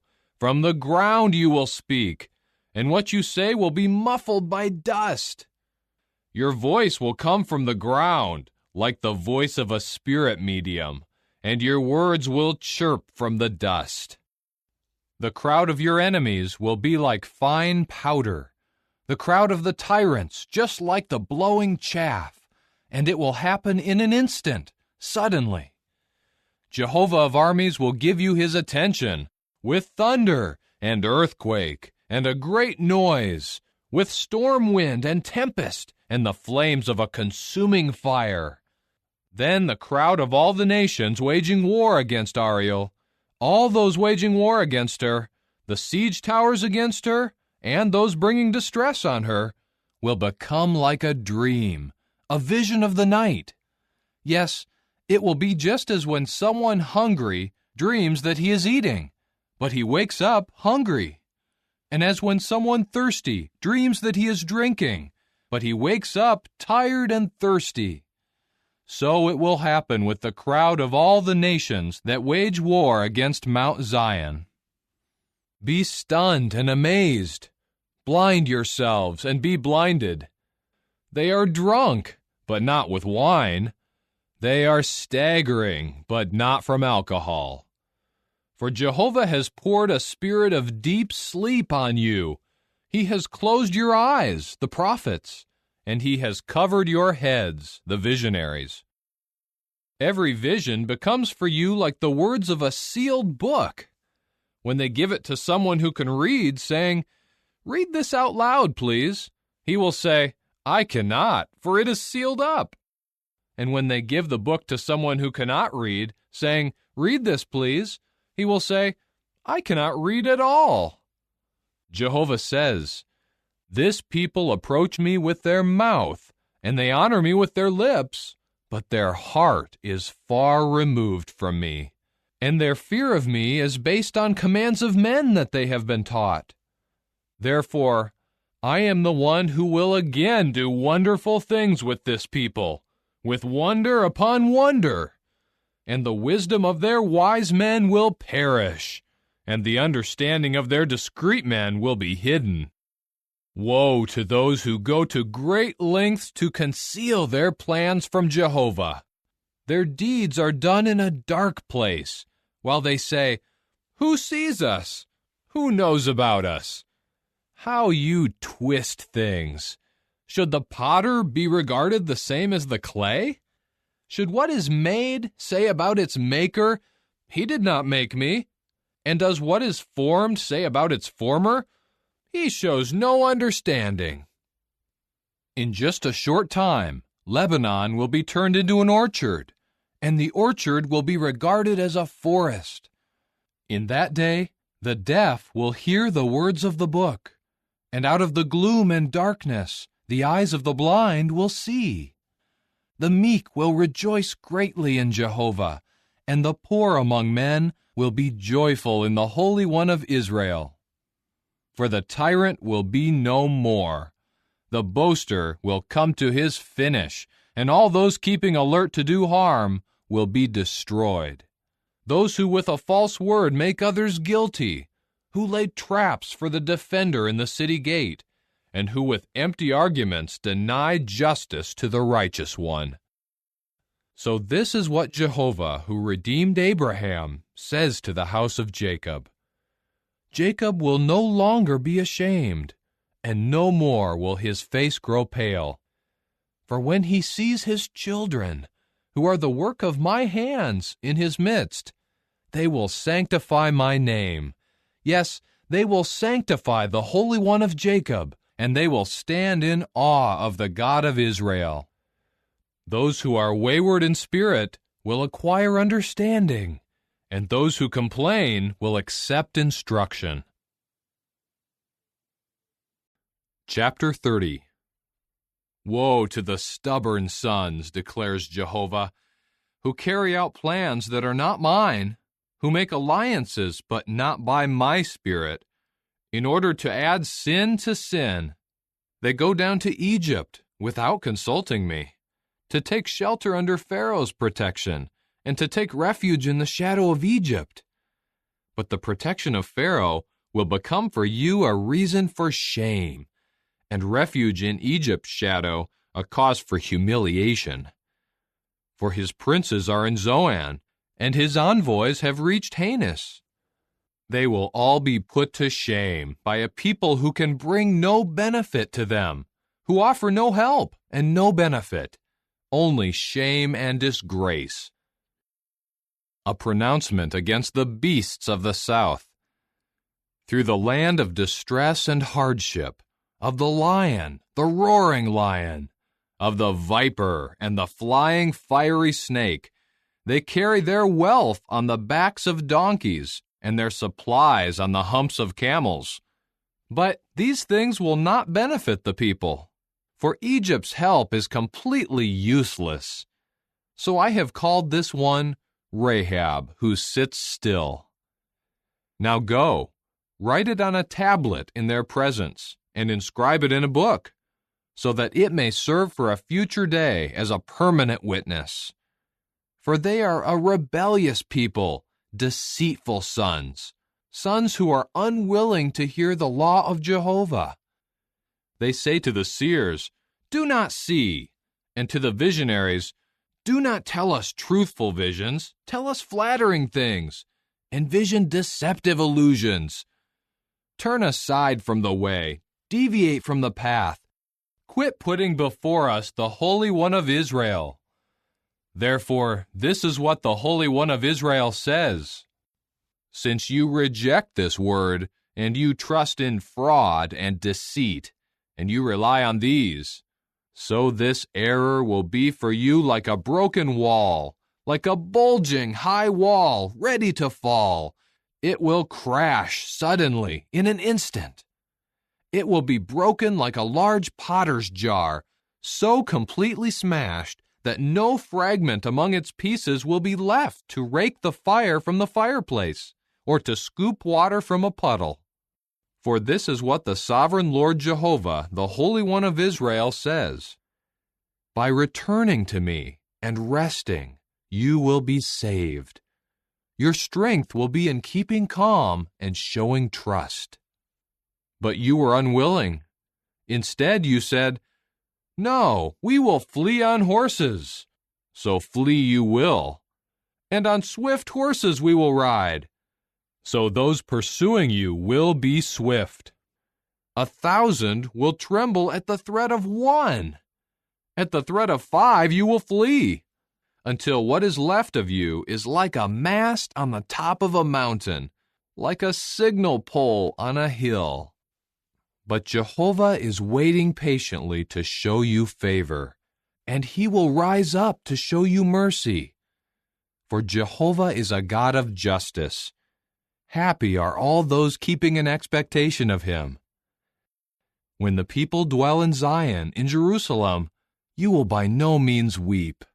He will surely show you favor at the sound of your cry for help. He will answer you as soon as he hears it. Though Jehovah will give you bread in the form of distress and water in the form of oppression, your grand instructor will no longer hide himself, and you will see your grand instructor with your own eyes, and your own ears will hear a word behind you saying, "This is the way, walk in it," in case you should go to the right, or in case you should go to the left. And you will defile the silver overlay of your graven images, and the golden plating of your metal statues. You will cast them away like a menstrual cloth, and say to them, "Be gone." And he will give the rain for the seed you sow in the ground, and the bread that the ground produces will be abundant and rich. In that day your livestock will graze in spacious pastures, and the cattle and the donkeys that work the ground will eat fodder seasoned with sorrel, which was winnowed with the shovel and the pitchfork. And on every tall mountain and on every high hill will be streams and watercourses in the day of the great slaughter, when the towers fall. And the light of the full moon will become like the light of the sun, and the light of the sun will become 7 times stronger, like the light of 7 days, in the day that Jehovah binds up the breakdown of his people, and heals the severe wound from the blow he inflicted. Look, the name of Jehovah is coming from far away, burning with his anger and with heavy clouds. His lips are full of indignation, and his tongue is like a consuming fire. His spirit is like a flooding torrent that reaches clear to the neck, to shake the nations in a sieve of destruction, and the peoples will have a bridle in their jaws that leads them astray. But your song will be like the one sung in the night when you prepare for a festival, and your heart will rejoice like one who walks with a flute on his way to the mountain of Jehovah, to the rock of Israel. Jehovah will make his majestic voice heard, and reveal his arm as it descends in the heat of anger, with the flame of a consuming fire, a cloudburst, and a thunderstorm, and hailstones. For because of the voice of Jehovah, Assyria will be struck with terror. He will strike it with a rod. And every swing of his rod of punishment that Jehovah will bring down on Assyria will be accompanied by tambourines and harps, as he brandishes his arm against them in battle. For his Topheth is already prepared. It is also made ready for the king. He has made the wood pile deep and wide, with an abundance of fire and wood. The breath of Jehovah, like a torrent of sulfur, will set fire to it. Chapter 31. Woe to those who go down to Egypt for assistance, who rely on horses, who trust in war chariots because they are numerous, and in war horses because they are mighty. But they do not look to the Holy One of Israel, and they do not search for Jehovah. But he is also wise, and will bring calamity, and he will not take back his words. He will rise up against the house of evildoers, and against those who help wrongdoers. The Egyptians, though, are mere men, and not God. Their horses are flesh, and not spirit. When Jehovah stretches out his hand, whoever offers help will stumble, and whoever is helped will fall. They will all perish at the same time. For this is what Jehovah has said to me. Just as the lion growls, a strong young lion over its prey, when a whole group of shepherds is called together against it, and it is not terrified by their voice, or daunted by their commotion, so will Jehovah of armies come down to wage war over Mount Zion and over her hill. Like swooping birds, so Jehovah of armies will defend Jerusalem. He will defend her and save her. He will spare her and rescue her. Return to the one against whom you have blatantly revolted, O people of Israel. For in that day each one will reject his worthless gods of silver and his valueless gods of gold, which your own hands sinfully made. And the Assyrian will fall by the sword, not of a man, and a sword, not of a human, will devour him. He will flee because of the sword, and his young men will be put to forced labor. His crag will pass away because of sheer fright, and his princes will be terrified because of the signal pole, declares Jehovah, whose light is in Zion, and whose furnace is in Jerusalem. Chapter 32. Look, a king will reign for righteousness, and princes will rule for justice. And each one will be like a hiding place from the wind, a place of concealment from the rainstorm, like streams of water in a waterless land, like the shadow of a massive crag in a parched land. Then the eyes of those seeing will no longer be pasted shut, and the ears of those hearing will pay attention. The heart of those who are impetuous will ponder over knowledge, and the stammering tongue will speak fluently and clearly. The senseless one will no longer be called generous, and the unprincipled man will not be called noble. For the senseless one will speak nonsense, and his heart will devise harmful things, to promote apostasy, and to speak what is wayward against Jehovah, to cause the hungry one to go unfed, and to deprive the thirsty one of something to drink. The devices of the unprincipled man are bad. He promotes shameful conduct, to ruin the afflicted one with lies, even when the poor speaks what is right. But the generous one has generous intentions, and in generous endeavors he perseveres. You complacent women, get up and listen to my voice. You carefree daughters, pay attention to what I say. In a little over a year, you who are carefree will shudder, because no fruit will have been gathered when the grape harvest ends. Tremble, you complacent women. Shudder, you who are carefree. Strip yourselves bare and put sackcloth around your hips. Beat your breasts in lamentation over the desirable fields and the fruitful vine. For the ground of my people will be covered with thorns and briars. They will cover all the houses of rejoicing, yes, the city of exultation. For the fortified tower has been forsaken. The noisy city has been abandoned.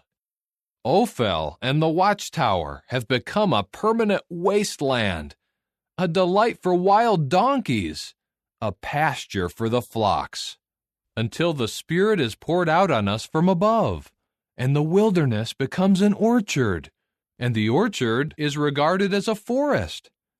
Then justice will reside in the wilderness, and righteousness will dwell in the orchard. The result of true righteousness will be peace, and the fruitage of true righteousness will be lasting tranquility and security. My people will dwell in a peaceful abiding place, in secure dwellings, and in tranquil resting places. But the hail will flatten the forest, and the city will be completely leveled. Happy are you who sow seed alongside all waters, who send out the bull and the donkey. Chapter 33. Woe to you, you destroyer who has not been destroyed, you betrayer who has not been betrayed. When you finish destroying, you will be destroyed. When you finish betraying, you will be betrayed. O Jehovah, show us favor. Our hope is in you. Become our arm every morning. Yes, our salvation in the time of distress. At the sound of turmoil, peoples flee. When you rise up, nations scatter. As the voracious locusts gather, so your spoil will be gathered. People will rush on it like swarms of locusts. Jehovah will be exalted, for he resides in the heights above. He will fill Zion with justice and righteousness. He is the stability of your times, an abundance of salvation, wisdom, knowledge, and the fear of Jehovah. This is his treasure. Look, their heroes cry out in the street. The messengers of peace weep bitterly. The highways are deserted. There is no one traveling on the pathways. He has broken the covenant. He has rejected the cities. He shows no regard for mortal man. The land mourns and withers away. Lebanon is ashamed. It has decayed. Sharon has become like the desert, and Bashan and Carmel shake off their leaves. Now I will rise up, says Jehovah. Now I will exalt myself. Now I will magnify myself. You conceive dried grass and give birth to stubble. Your own spirit will consume you like a fire, and peoples will become as the burnings of lime. As thorns cut down, they will be set ablaze with fire. You who are far away, listen to what I will do, and you who are nearby, acknowledge my might. The sinners in Zion are in dread. Trembling has seized the apostates. Who of us can live where there is a consuming fire? Who of us can live with unquenchable flames? The one who walks in continual righteousness, who speaks what is upright, who rejects dishonest fraudulent gain, whose hands refuse a bribe rather than grabbing it, who closes his ear to talk of bloodshed, and who shuts his eyes to avoid seeing what is bad. He will reside in the heights. His secure refuge will be in rocky strongholds. His bread will be provided, and his water supply will never fail. Your eyes will behold a king in his splendor. They will see a land far away. In your heart you will recall the terror. Where is the secretary? Where is the one who weighed out the tribute?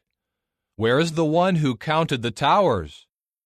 You will no more see the insolent people, a people whose language is too obscure to comprehend, whose stammering tongue you cannot understand. Behold Zion, the city of our festivals. Your eyes will see Jerusalem as a tranquil dwelling place, a tent that will not be moved. Never will its tent pins be pulled out, and none of its ropes will be torn apart. But there the majestic one, Jehovah, will be for us a region of rivers, of wide canals, where no galley fleet will go, and no majestic ships will pass by. For Jehovah is our judge. Jehovah is our lawgiver. Jehovah is our king. He is the one who will save us. Your ropes will hang loose. They cannot hold up the mast, nor spread the sail. At that time an abundance of spoil will be divided up. Even the lame will take much plunder, and no resident will say, I am sick. The people dwelling in the land will be pardoned for their error. Chapter 34. Come close to hear, you nations, and pay attention, you peoples. Let the earth and that which fills it listen, the land and all its produce. For Jehovah's indignation is against all the nations, and his wrath is against all their army. He will devote them to destruction. He will give them to the slaughter. Their slain will be thrown out, and the stench of their carcasses will ascend. The mountains will melt because of their blood. All the army of the heavens will rot away, and the heavens will be rolled up like a scroll. All their army will wither away, as a withered leaf falls from the vine, and a shriveled fig from the fig tree. For in the heavens my sword will be drenched. It will descend on Edom in judgment, on the people whom I devoted to destruction. Jehovah has a sword. It will be covered with blood. It will be covered with the fat, with the blood of young rams and goats, with the kidney fat of rams. For Jehovah has a sacrifice in Basra, a great slaughter in the land of Edom. The wild bulls will go down with them, the young bulls with the powerful ones. Their land will be drenched in blood, and their dust will be soaked with fat. For Jehovah has a day of vengeance, a year of retribution for the legal case over Zion. Her streams will be changed into pitch, and her dust into sulfur, and her land will become like burning pitch. By night or by day it will not be extinguished. Its smoke will keep ascending forever. From generation to generation she will remain devastated. No one will pass through her forever and ever. The pelican and the porcupine will possess her, and long-eared owls and ravens will reside in her. He will stretch out over her the measuring line of emptiness and the plumb line of desolation. None of her nobles will be called to the kingship, and all her princes will come to nothing. Thorns will grow in her fortified towers, nettles and thorny weeds in her fortresses. She will become a lair of jackals, an enclosure for ostriches. Desert creatures will meet up with howling animals, and the wild goat will call to its companion. Yes, there the nightjar will settle and find a place of rest. There the arrow snake will make its nest and lay eggs, and it will hatch them and gather them in its shadow. Yes, there the kites will gather, each one with her mate. Search in the book of Jehovah and read it out loud. Not one of them will be missing.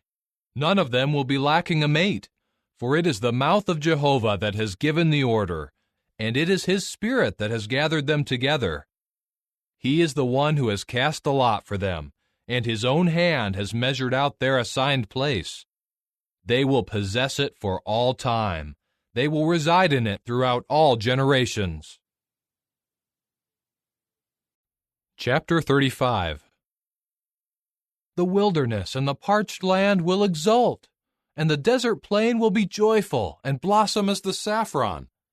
Without fail it will blossom, it will rejoice and shout for joy. The glory of Lebanon will be given to it, the splendor of Carmel and of Sharon. They will see the glory of Jehovah, the splendor of our God. Strengthen the weak hands, and make firm the knees that are shaking. Say to those who are anxious at heart, "Be strong, do not be afraid. Look, your own God will come with vengeance. God will come with retribution. He will come and save you." At that time the eyes of the blind will be opened, and the ears of the deaf will be unstopped. At that time the lame will leap like the deer, and the tongue of the speechless will shout for joy. For waters will burst forth in the wilderness, and streams in the desert plain. The heat-parched ground will become a reedy pool, and the thirsty ground springs of water. In the lairs where jackals rested, there will be green grass, and reeds, and papyrus. And a highway will be there. Yes, a way called the way of holiness. The unclean one will not travel on it. It is reserved for the one walking on the way. No one foolish will stray onto it. No lion will be there, and no vicious wild beasts will come on it. They will not be found there. Only the repurchased ones will walk there. Those redeemed by Jehovah will return and come to Zion with a joyful cry. Unending joy will crown their heads. Exultation and rejoicing will be theirs, and grief and sighing will flee away. Chapter 36. In the 14th year of King Hezekiah, Sennacherib the king of Assyria came up against all the fortified cities of Judah and captured them. The king of Assyria then sent the Rabshakeh with a vast army from Lachish to King Hezekiah in Jerusalem. They took up a position by the conduit of the upper pool, which is at the highway of the laundryman's field.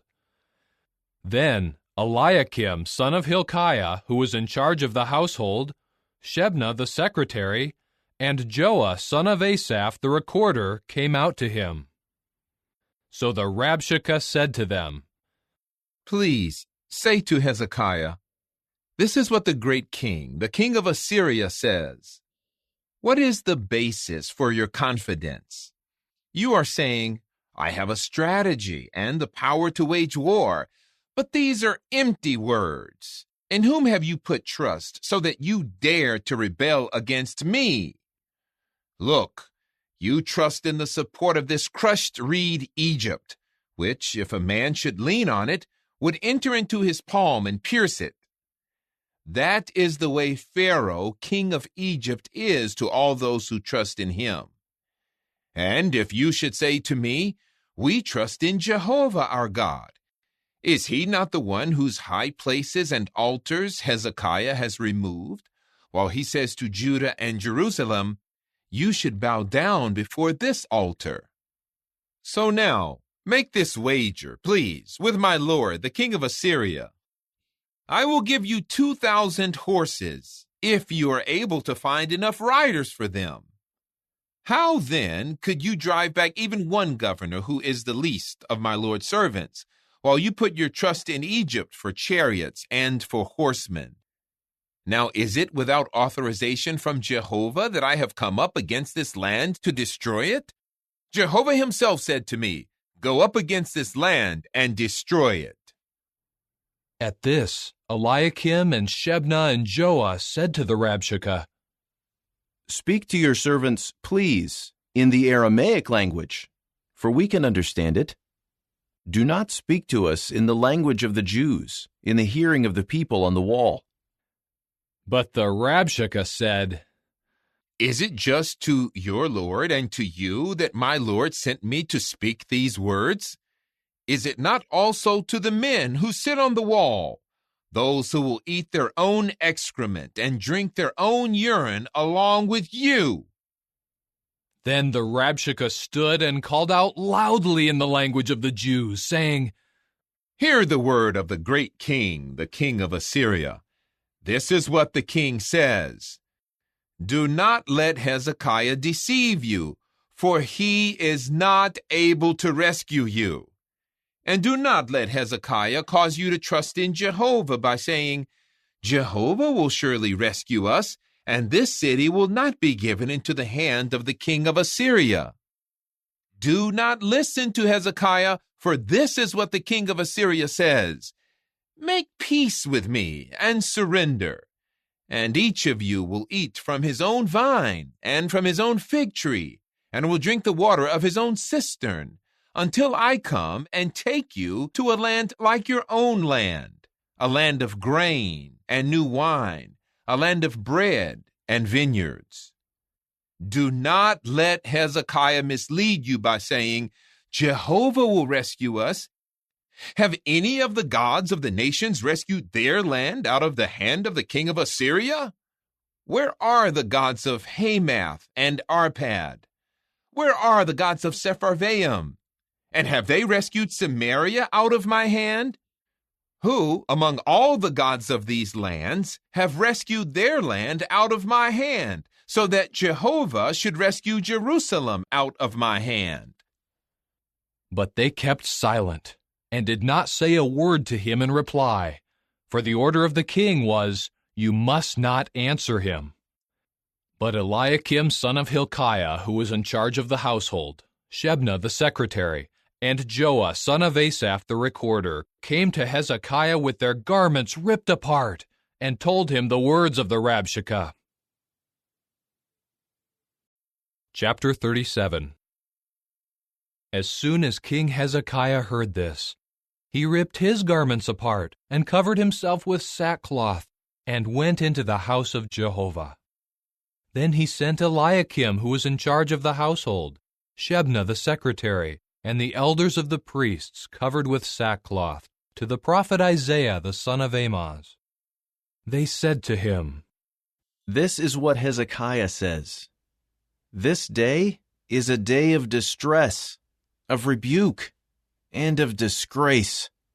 For the children are ready to be born, but there is no strength to give birth. Perhaps Jehovah your God will hear the words of the Rabshakeh, whom the king of Assyria his lord sent to taunt the living God. and he will call him to account for the words that Jehovah your God has heard.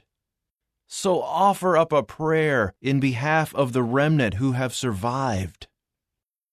So the servants of King Hezekiah went in to Isaiah, and Isaiah said to them, "This is what you should say to your Lord. This is what Jehovah says. Do not be afraid because of the words that you heard, the words with which the attendants of the king of Assyria blasphemed me. Here I am putting a thought in his mind, and he will hear a report and return to his own land, and I will make him fall by the sword in his own land." After the Rabshakeh heard that the king of Assyria had pulled away from Lachish, he returned to him and found him fighting against Libnah. Now the king heard it said about King Tirhakah of Ethiopia, "He has come out to fight against you." When he heard this, he sent messengers again to Hezekiah, saying, "This is what you should say to King Hezekiah of Judah. Do not let your God in whom you trust deceive you by saying, 'Jerusalem will not be given into the hand of the king of Assyria.' Look, you have heard what the kings of Assyria did to all the lands by devoting them to destruction. Will you alone be rescued? Did the gods of the nations that my forefathers destroyed rescue them? Where are Gozan, Haran, Rezeph, and the people of Eden who are in Telassar? Where is the king of Hamath, the king of Arpad, and the king of the cities of Sepharvaim, and of Hena, and of Ivah?" Hezekiah took the letters out of the hand of the messengers and read them. Hezekiah then went up to the house of Jehovah and spread them out before Jehovah. And Hezekiah began to pray to Jehovah and say, "O Jehovah of armies, the God of Israel, sitting enthroned above the cherubs, you alone are the true God of all the kingdoms of the earth. You made the heavens and the earth. Incline your ear, O Jehovah, and hear. Open your eyes, O Jehovah, and see. Hear all the words that Sennacherib has sent to taunt the living God. It is a fact, O Jehovah, that the kings of Assyria have devastated all the lands as well as their own land, and they have thrown their gods into the fire, because they were not gods, but the work of human hands, wood and stone. That is why they could destroy them. But now, O Jehovah our God, save us out of his hand, so that all the kingdoms of the earth may know that you alone are God, O Jehovah." Isaiah son of Amoz then sent this message to Hezekiah. "This is what Jehovah the God of Israel says. Because you prayed to me concerning King Sennacherib of Assyria, this is the word that Jehovah has spoken against him. The virgin daughter of Zion despises you. She scoffs at you. The daughter of Jerusalem shakes her head at you. Whom have you taunted and blasphemed? Against whom have you raised your voice and lifted your arrogant eyes? It is against the Holy One of Israel. Through your servants you have taunted Jehovah and said, 'With the multitude of my war chariots I will ascend the heights of mountains, the remotest parts of Lebanon. I will cut down its lofty cedars, its choice juniper trees. I will enter its highest retreats, its densest forests. I will dig wells and drink waters. I will dry up the streams of Egypt with the soles of my feet.' Have you not heard? From long ago it was determined. From days gone by I have prepared it. Now I will bring it about. You will turn fortified cities into desolate piles of ruins. Their inhabitants will be helpless. They will be terrified and put to shame. They will become as vegetation of the field and green grass, as grass of the roofs that is scorched by the east wind. But I well know when you sit, when you go out, when you come in, and when you are enraged against me, because your rage against me and your roaring have reached my ears. So I will put my hook in your nose and my bridle between your lips, and I will lead you back the way you came. And this will be the sign for you. This year you will eat what grows on its own, and in the second year you will eat grain that sprouts from that. But in the third year you will sow seed and reap, and you will plant vineyards and eat their fruitage. Those of the house of Judah who escape, those who are left, will take root downward and produce fruit upward. For a remnant will go out of Jerusalem, and survivors from Mount Zion. The zeal of Jehovah of armies will do this. Therefore, this is what Jehovah says about the king of Assyria. He will not come into this city, or shoot an arrow there, or confront it with a shield, or cast up a siege rampart against it. By the way he came, he will return. He will not come into this city, declares Jehovah. I will defend this city, and save it for my own sake, and for the sake of my servant David. And the angel of Jehovah went out, and struck down 185,000 men in the camp of the Assyrians. When people rose up early in the morning, they saw all the dead bodies. So King Sennacherib of Assyria departed, and returned to Nineveh, and stayed there. And as he was bowing down at the house of his god Nisroch, his own sons Adramelech and Sharezer struck him down with the sword, and then escaped to the land of Ararat. And his son Esarhaddon became king in his place. Chapter 38. In those days Hezekiah became sick, and was at the point of death. The prophet Isaiah the son of Amoz came and said to him, This is what Jehovah says, Give instructions to your household, for you will die. You will not recover. At that Hezekiah turned his face to the wall and began to pray to Jehovah.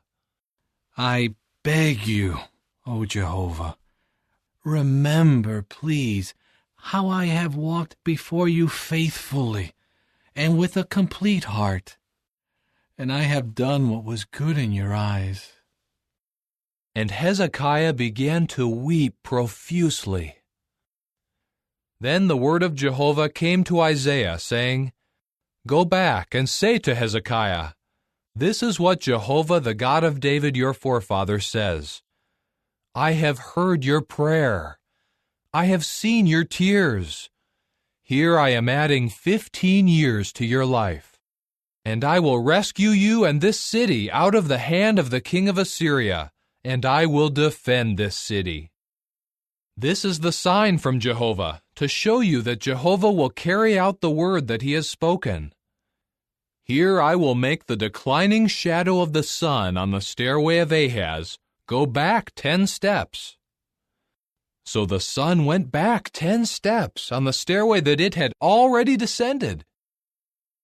A writing of King Hezekiah of Judah, when he became sick and recovered from his sickness. I said, In the middle of my life, I must go into the gates of the grave. I will be deprived of my remaining years. I said, I will not see Jah in the land of the living. I will look no more on mankind when I am with the inhabitants of the place where everything ceases. My own dwelling has been pulled out and removed from me. Like the tent of a shepherd, I have rolled up my life like a loom worker. He cuts me off like the threads of the warp. From daylight to nightfall, you keep bringing me to an end. I calm myself until the morning. Like a lion, he keeps breaking all my bones. From daylight to nightfall, you keep bringing me to an end. Like the swift or the thrush, so I keep chirping. I keep cooing like the dove. My eyes look wearily to the height. O Jehovah, I am in great distress. Be my support. What can I say? He has spoken to me and acted. I will walk humbly all my years, because of my bitter distress. O Jehovah, by these things every man lives, and in them is the life of my spirit. You will restore me to health and preserve me alive. Look, instead of peace, I had great bitterness, but in your fondness for me, you preserved me from the pit of destruction. You have thrown all my sins behind your back. For the grave cannot glorify you. Death cannot praise you. Those who go down into the pit cannot hope for your faithfulness. The living can praise you, just as I can this day. A father can give his sons knowledge about your faithfulness. O Jehovah, save me, and we will play my songs on stringed instruments all the days of our life at the house of Jehovah. Isaiah then said, "Bring a cake of pressed dried figs and apply it to the boil, so that he may recover." Hezekiah had asked, "What is the sign that I will go up to the house of Jehovah?" Chapter 39. At that time, the king of Babylon, Merodach-Baladan, son of Baladan, sent letters and a gift to Hezekiah, for he had heard that he had been sick and had recovered. Hezekiah gladly welcomed them and showed them his treasure house, the silver, the gold, the balsam oil, and other precious oil, his whole armory, and everything that was to be found in his treasuries. There was nothing that Hezekiah did not show them in his own house and in all his dominion. After that, Isaiah the prophet came in to King Hezekiah and asked him, "What did these men say? And where did they come from?" So Hezekiah said, "They came from a distant land, from Babylon." Next he asked, "What did they see in your house?" Hezekiah replied, "They saw everything in my house. There was nothing that I did not show them in my treasuries." Isaiah now said to Hezekiah, "Hear the word of Jehovah of armies. Look, days are coming, and all that is in your house, and all that your forefathers have stored up to this day, will be carried off to Babylon. Nothing will be left, says Jehovah. And some of your own sons to whom you will become father will be taken, and will become court officials in the palace of the king of Babylon." At that Hezekiah said to Isaiah, "The word of Jehovah that you have spoken is good." Then he added, "Because there will be peace and stability during my lifetime." Chapter 40. Comfort, comfort my people, says your God. Speak to the heart of Jerusalem, and proclaim to her that her compulsory service has been fulfilled, that her guilt has been paid off. From the hand of Jehovah she has received a full amount for all her sins. A voice of one calling out in the wilderness, "Clear up the way of Jehovah. Make a straight highway through the desert for our God. Let every valley be raised up, and every mountain and hill be made low. The rough ground must become level, and the rugged ground a valley plain. The glory of Jehovah will be revealed, and all flesh will see it together, for the mouth of Jehovah has spoken." Listen, someone is saying, "Call out." Another asks, "What should I call out?" All flesh is green grass. All their loyal love is like the blossom of the field. The green grass dries up, the blossom withers, because the breath of Jehovah blows upon it. Surely the people are but green grass. The green grass dries up, the blossom withers, but the word of our God endures forever. Go up onto a high mountain, you woman bringing good news for Zion. Raise your voice with power, you woman bringing good news for Jerusalem. Raise it, Do not be afraid. Announce to the cities of Judah, here is your God. Look, the sovereign Lord Jehovah will come with power, and his arm will rule for him. Look, his reward is with him, and the wage he pays is before him. Like a shepherd, he will care for his flock. With his arm he will gather together the lambs, and in his bosom he will carry them. He will gently lead those nursing their young. Who has measured the waters in the hollow of his hand, and taken the measurements of the heavens with a span of his hand? Who has gathered in a measure the dust of the earth, or weighed the mountains in the balances, and the hills in the scales? Who has taken the measurements of the Spirit of Jehovah, and who can instruct him as his adviser? With whom did he consult to gain understanding? Or who teaches him in the path of justice, or teaches him knowledge, or shows him the way of true understanding? Look, the nations are like a drop from a bucket, and as the film of dust on the scales they are regarded.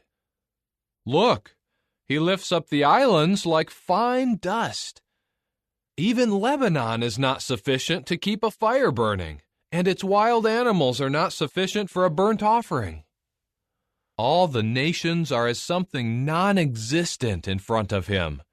He regards them as nothing, as an unreality. To whom can you compare God? What likeness can you put next to him? The craftsman casts an idol. The metalworker overlays it with gold, and he forges silver chains. He chooses a tree for his contribution, a tree that will not rot. He searches for a skilled craftsman to prepare a carved image that will not topple over. Do you not know? Have you not heard?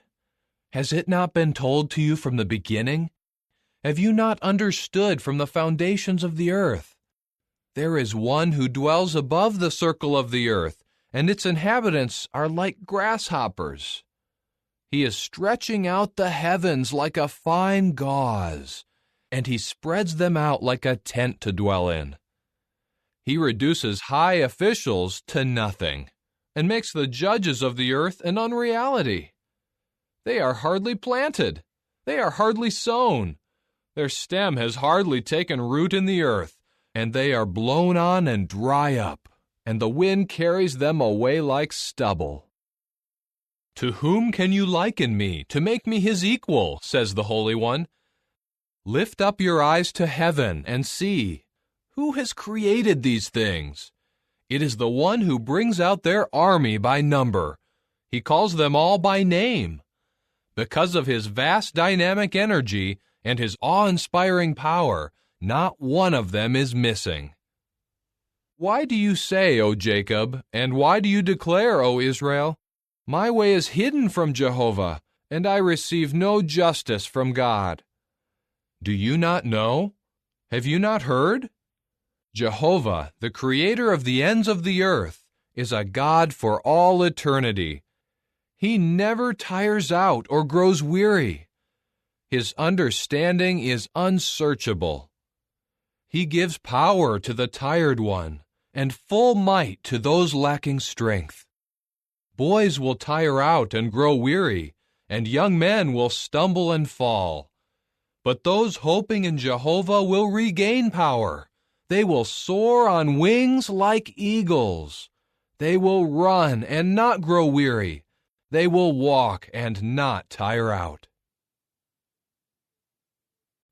Chapter 41. Listen to me in silence, you islands. Let the nations regain their strength. Let them approach, then let them speak. Let us come together for judgment.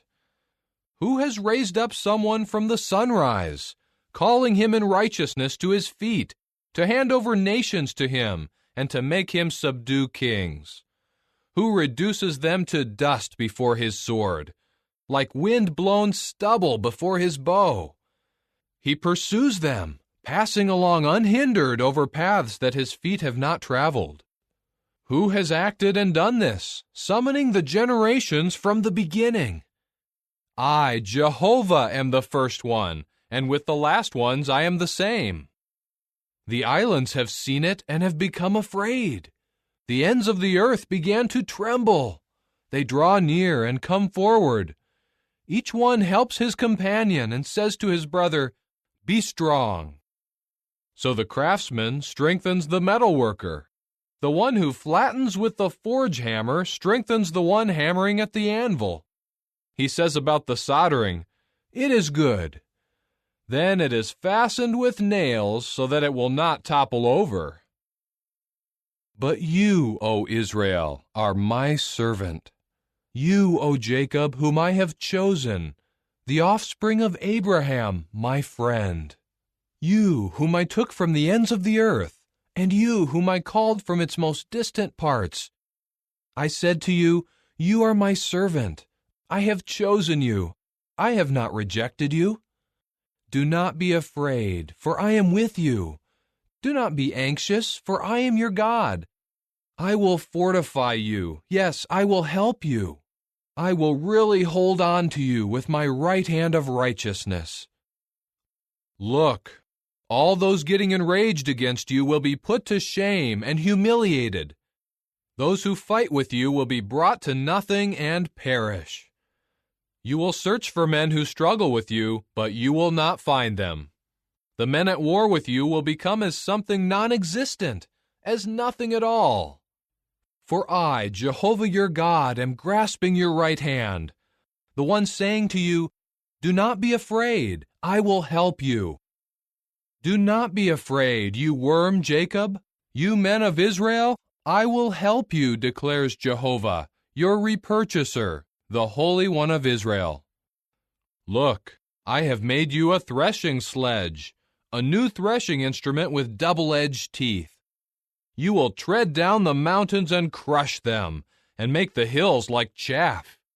You will winnow them, and the wind will carry them away. A windstorm will scatter them. You will be joyful in Jehovah, and you will boast in the Holy One of Israel. The needy and the poor are seeking water, but there is none. Their tongue is dry from thirst. I, Jehovah, will answer them. I, the God of Israel, will not abandon them. I will make rivers flow on the bare hills and springs in the valley plains. I will turn the wilderness into a reedy pool of water and the waterless land into springs of water. In the desert I will plant the cedar tree, the acacia and the myrtle and the pine tree. In the desert plain I will plant the juniper tree, together with the ash and the cypress tree, so that all people may see and know and pay attention and understand that the hand of Jehovah has done this, and the Holy One of Israel has created it. Present your case, says Jehovah. Produce your arguments, says the King of Jacob. Produce evidence, and tell us the things that will happen. Do tell us about the former things, so that we may reflect on them and know their outcome. Or declare to us the things that are coming. Tell us what will happen in the future, so that we may know that you are gods. Yes, do something, good or bad, so that we may be amazed when we see it. Look, you are something non-existent, and your achievement is nothing. Anyone who chooses you is detestable. I have raised up someone from the north, and he will come, one from the rising of the sun who will call on my name. He will trample rulers as if they were clay, like a potter who treads moist clay. Who told about this from the beginning so that we could know? Or from times past so that we could say, he is right? Indeed, no one announced it, no one declared it, no one heard anything from you. I was the first to say to Zion, look, here they are. And to Jerusalem I will send a bearer of good news. But I kept looking, and there was no one. There was not one among them to give advice, and I kept asking them to reply. Look, all of them are a delusion. Their works are nothing. Their metal images are wind and unreality. Chapter 42. Look, my servant whom I support, my chosen one whom I have approved. I have put my spirit in him. He will bring justice to the nations. He will not cry out or raise his voice, and he will not make his voice heard in the street. No crushed reed will he break, and no smoldering wick will he extinguish. In faithfulness he will bring justice. He will not grow dim or be crushed until he establishes justice in the earth, and the islands keep waiting for his law. This is what the true God Jehovah says, the Creator of the heavens and the Grand One who stretched them out, the one who spread out the earth and its produce, the one who gives breath to the people on it and spirit to those who walk on it. I, Jehovah, have called you in righteousness. I have taken hold of your hand. I will safeguard you and give you as a covenant for the people and as a light of the nations, for you to open the blind eyes, to bring the prisoner out of the dungeon, and those sitting in darkness out of the prison. I am Jehovah. That is my name. I give my glory to no one else, nor my praise to graven images. See, the first things have come to pass. Now I am declaring new things. Before they spring up, I tell you about them. Sing to Jehovah a new song, his praise from the ends of the earth. You who go down to the sea and all that fills it, you islands and their inhabitants. Let the wilderness and its cities raise their voice, the settlements where Kedar dwells. Let the inhabitants of the crag shout joyfully. Let them cry out from the top of the mountains. Let them attribute glory to Jehovah and declare his praise in the islands. Jehovah will go out like a mighty man. He will awaken his zeal like a warrior. He will shout. Yes, he will let out a war cry. He will show himself mightier than his enemies. I have kept quiet for a long time. I remained silent and restrained myself. Like a woman giving birth, I will groan, pant, and gasp all at once. I will devastate mountains and hills and dry up all their vegetation. I will turn rivers into islands and dry up reedy pools of water. I will lead the blind in a way that they do not know, and cause them to tread on unfamiliar paths. I will turn the darkness before them into light, and turn the rugged terrain into level land. This is what I will do for them, and I will not abandon them. They will be turned back, and will be utterly put to shame, those who trust in carved images, those who say to metal statues, "You are our gods." Listen, you who are deaf. Look and see, you who are blind. Who is blind except my servant, so deaf as the messenger I send? Who is so blind as the one rewarded, so blind as the servant of Jehovah? You see many things, but you do not keep watch. You open your ears, but you do not listen. For the sake of his righteousness, Jehovah has taken pleasure in magnifying the law and making it glorious. But this is a people plundered and pillaged. All of them are trapped in the holes and hidden in the prisons. They have been plundered with no one to rescue them, and pillaged with no one to say, "Bring them back." Who among you will hear this? Who will pay attention and listen for the time to come? Who has given Jacob for pillage and Israel to the plunderers? Is it not Jehovah, the one against whom we sinned? In his ways they refused to walk, and his law they would not obey. So he kept pouring out on him wrath, his anger, and the fury of war. It consumed everything around him, but he paid no attention. It blazed up against him, but he would not take it to heart. Chapter 43. Now this is what Jehovah says, your Creator, O Jacob, the one who formed you, O Israel. Do not be afraid, for I have repurchased you. I have called you by your name. You belong to me. When you pass through the waters, I will be with you, and through the rivers, they will not flood over you. When you walk through the fire, you will not be scorched, nor will the flame singe you.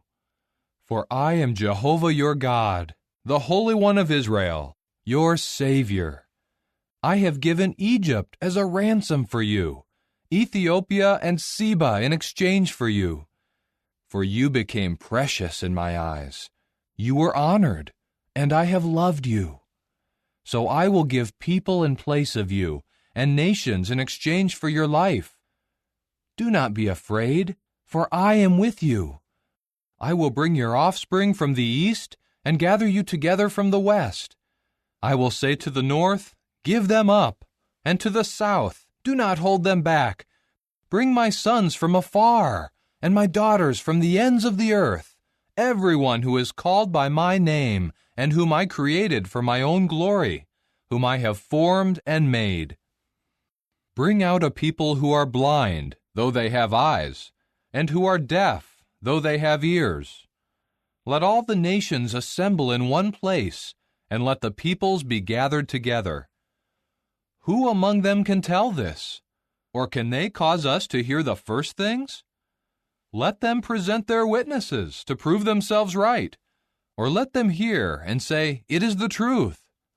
You are my witnesses, declares Jehovah, yes, my servant whom I have chosen, so that you may know and have faith in me, and understand that I am the same one.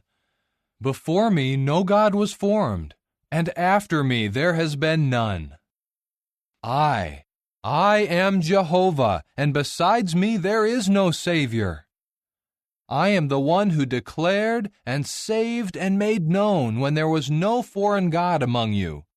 So you are my witnesses, declares Jehovah, and I am God. Also, I am always the same one, and no one can snatch anything out of my hand. When I act, who can prevent it? This is what Jehovah says, your repurchaser, the Holy One of Israel. For your sakes I will send to Babylon and bring down all the bars of the gates, and the Chaldeans in their ships will cry out in distress. I am Jehovah, your Holy One, the Creator of Israel, your King. This is what Jehovah says, the one making a way through the sea, and a path even through turbulent waters, the one who draws out the war chariot and the horse, the army together with the mighty warriors. They will lie down and not get up. They will be extinguished, snuffed out like a burning wick. Do not remember the former things, and do not dwell on the past. Look, I am doing something new. Even now it is springing up. Do you not recognize it?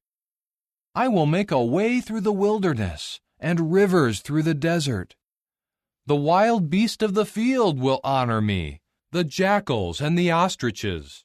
For I provide water in the wilderness, rivers in the desert, for my people, my chosen one, to drink. The people whom I formed for myself, so that they might declare my praise.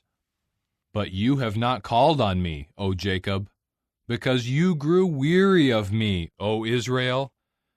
You have not brought me sheep for your whole burnt offerings, or glorified me with your sacrifices. I have not compelled you to bring me a gift, nor have I made you weary by demanding frankincense. You did not buy me sweet cane with your money, and with the fat of your sacrifices you did not satisfy me. Instead, you have burdened me with your sins, and made me weary with your errors. I am the one who is blotting out your transgressions for my own sake, and I will not remember your sins. Remind me. Let us bring our case against each other. Tell your side of it to prove you are in the right. Your first forefathers sinned, and your own spokesmen have rebelled against me. So I will profane the princes of the holy place, and I will give Jacob over to destruction, and subject Israel to insulting words. Chapter 44. Now listen, O Jacob my servant, and you, O Israel, whom I have chosen. This is what Jehovah says, your Maker and the one who formed you, who has helped you from the womb. Do not be afraid, my servant Jacob, and you, Jeshurun, whom I have chosen. For I will pour out water on the thirsty one, and flowing streams on the dry ground. I will pour out my Spirit on your offspring, and my blessing on your descendants. And they will spring up as among the green grass, like poplars by the streams of water. One will say, I belong to Jehovah.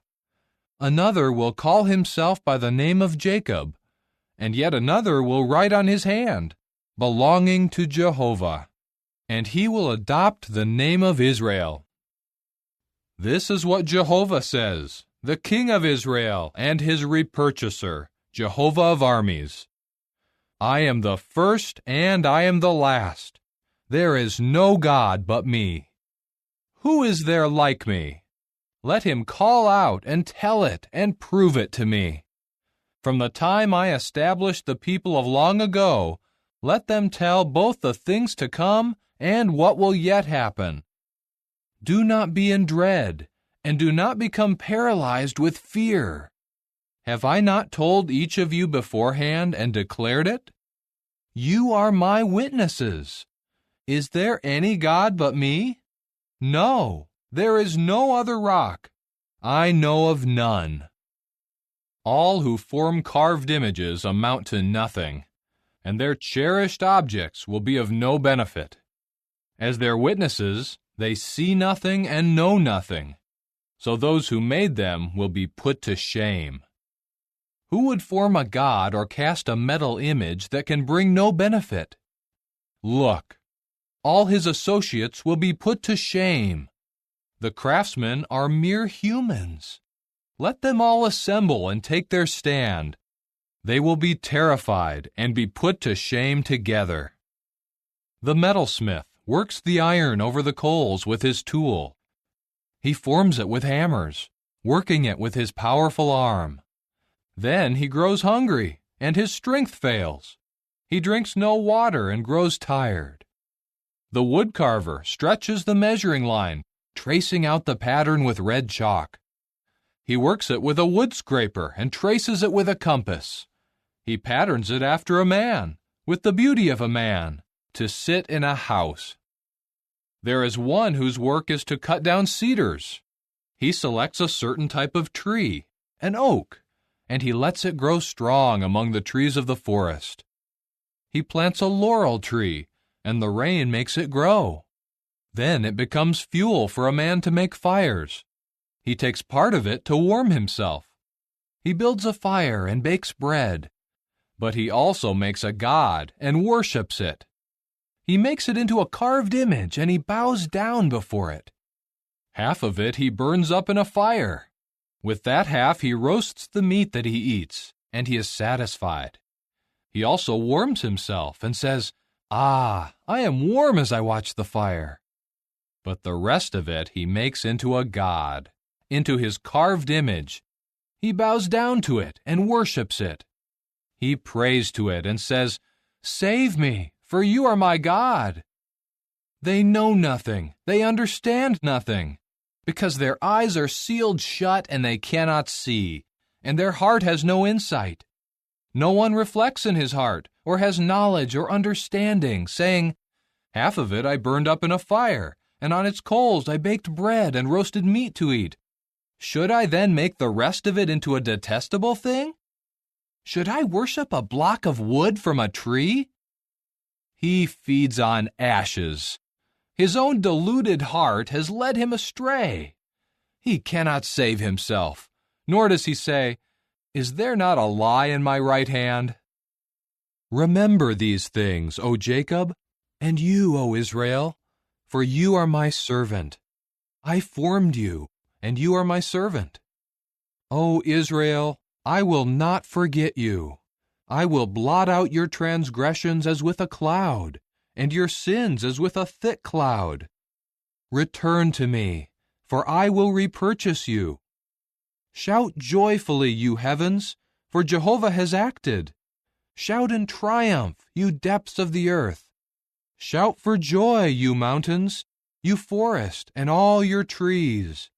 For Jehovah has repurchased Jacob, and on Israel he displays his splendor. This is what Jehovah says, your repurchaser, who formed you since you were in the womb. I am Jehovah, who made everything. I stretched out the heavens by myself, and I spread out the earth. Who was with me? I am frustrating the signs of the empty talkers, and I am the one who makes diviners act like fools, the one confounding the wise men and turning their knowledge into foolishness, the one making the word of his servant come true and completely fulfilling the predictions of his messengers, the one saying of Jerusalem, she will be inhabited, and of the cities of Judah, they will be rebuilt, and I will restore her ruins. The one saying to the deep waters, be evaporated, and I will dry up all your rivers. The one saying of Cyrus, he is my shepherd, and he will completely carry out all my will. The one saying of Jerusalem, she will be rebuilt, and of the temple, your foundation will be laid. Chapter 45. This is what Jehovah says to his anointed one, to Cyrus, whose right hand I have taken hold of, to subdue nations before him, to disarm kings, to open before him the double doors, so that the gates will not be shut. Before you I will go, and the hills I will level. The copper doors I will break in pieces, and the iron bars I will cut down. I will give you the treasures in the darkness, and the hidden treasures in the concealed places, so that you may know that I am Jehovah, the God of Israel, who is calling you by your name. For the sake of my servant Jacob, and of Israel my chosen one, I am calling you by your name. I am giving you a name of honor, although you did not know me. I am Jehovah, and there is no one else. There is no God except me. I will strengthen you, although you did not know me, in order that people may know from the rising of the sun to its setting that there is none besides me. I am Jehovah, and there is no one else. I form light and create darkness. I make peace and create calamity. I, Jehovah, am doing all these things. You heavens, rain down from above. Let the clouds pour down righteousness. Let the earth open up and be fruitful with salvation, and let it cause righteousness to spring up at the same time. I, Jehovah, have created it. Woe to the one who contends with his Maker, for he is just an earthenware fragment among the other earthenware fragments lying on the ground. Should the clay say to the potter, what are you making? Or should your work say, he has no hands? Woe to the one who says to a father, what do you become father to? And to a woman, what are you giving birth to? This is what Jehovah says, the Holy One of Israel, the one who formed him. Would you question me about the things coming, and command me about my sons and the works of my hands? I made the earth, and created man on it. I stretched out the heavens with my own hands, and I give orders to all their army. I have raised up a man in righteousness, and I will make all his ways straight. He is the one who will build my city and set my exiles free without a price or a bribe, says Jehovah of armies. This is what Jehovah says. The prophet of Egypt, and the merchandise of Ethiopia, and the Sabaeans, tall of stature, will come over to you and become yours. They will walk behind you in chains. They will come over and bow down to you. To you they will say in prayer, "Surely God is with you, and there is no one else. There is no other God." Truly, you are a God who conceals himself, O God of Israel, the Savior. They will all be put to shame and be humiliated. The makers of idols will all go off in disgrace. But Israel will be saved by Jehovah with an everlasting salvation. You will not be put to shame or disgraced for all eternity. For this is what Jehovah says, the Creator of the heavens, the true God, the one who formed the earth, its Maker who firmly established it, who did not create it simply for nothing, but formed it to be inhabited. I am Jehovah, and there is no one else. I did not speak in a concealed place, in a land of darkness. I did not say to the offspring of Jacob, "Seek me simply for nothing." I am Jehovah, who speaks what is righteous and declares what is upright. Gather together and come. Approach together, you escapees from the nations. They know nothing, those who carry around carved images and pray to a God that cannot save them. Make your report. Present your case. Let them consult together in unity. Who foretold this long ago and declared it from times past? Is it not I, Jehovah? There is no other God but me, a righteous God and a Savior. There is none besides me. Turn to me and be saved, all the ends of the earth. For I am God, and there is no one else. By myself I have sworn. The word has gone out of my mouth in righteousness, and it will not return. To me every knee will bend.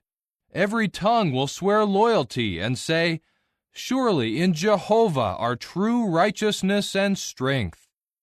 All those enraged against him will come before him in shame. In Jehovah all the offspring of Israel will prove to be right, and in him they will make their boast.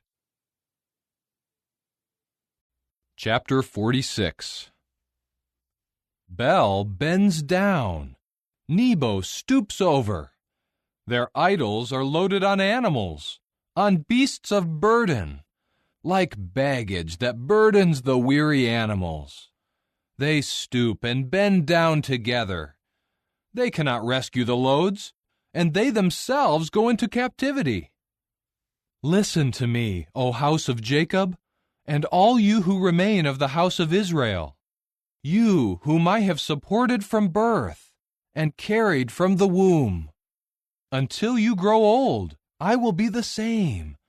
Until your hair is gray, I will keep bearing you. As I have done, I will carry you and bear you and rescue you.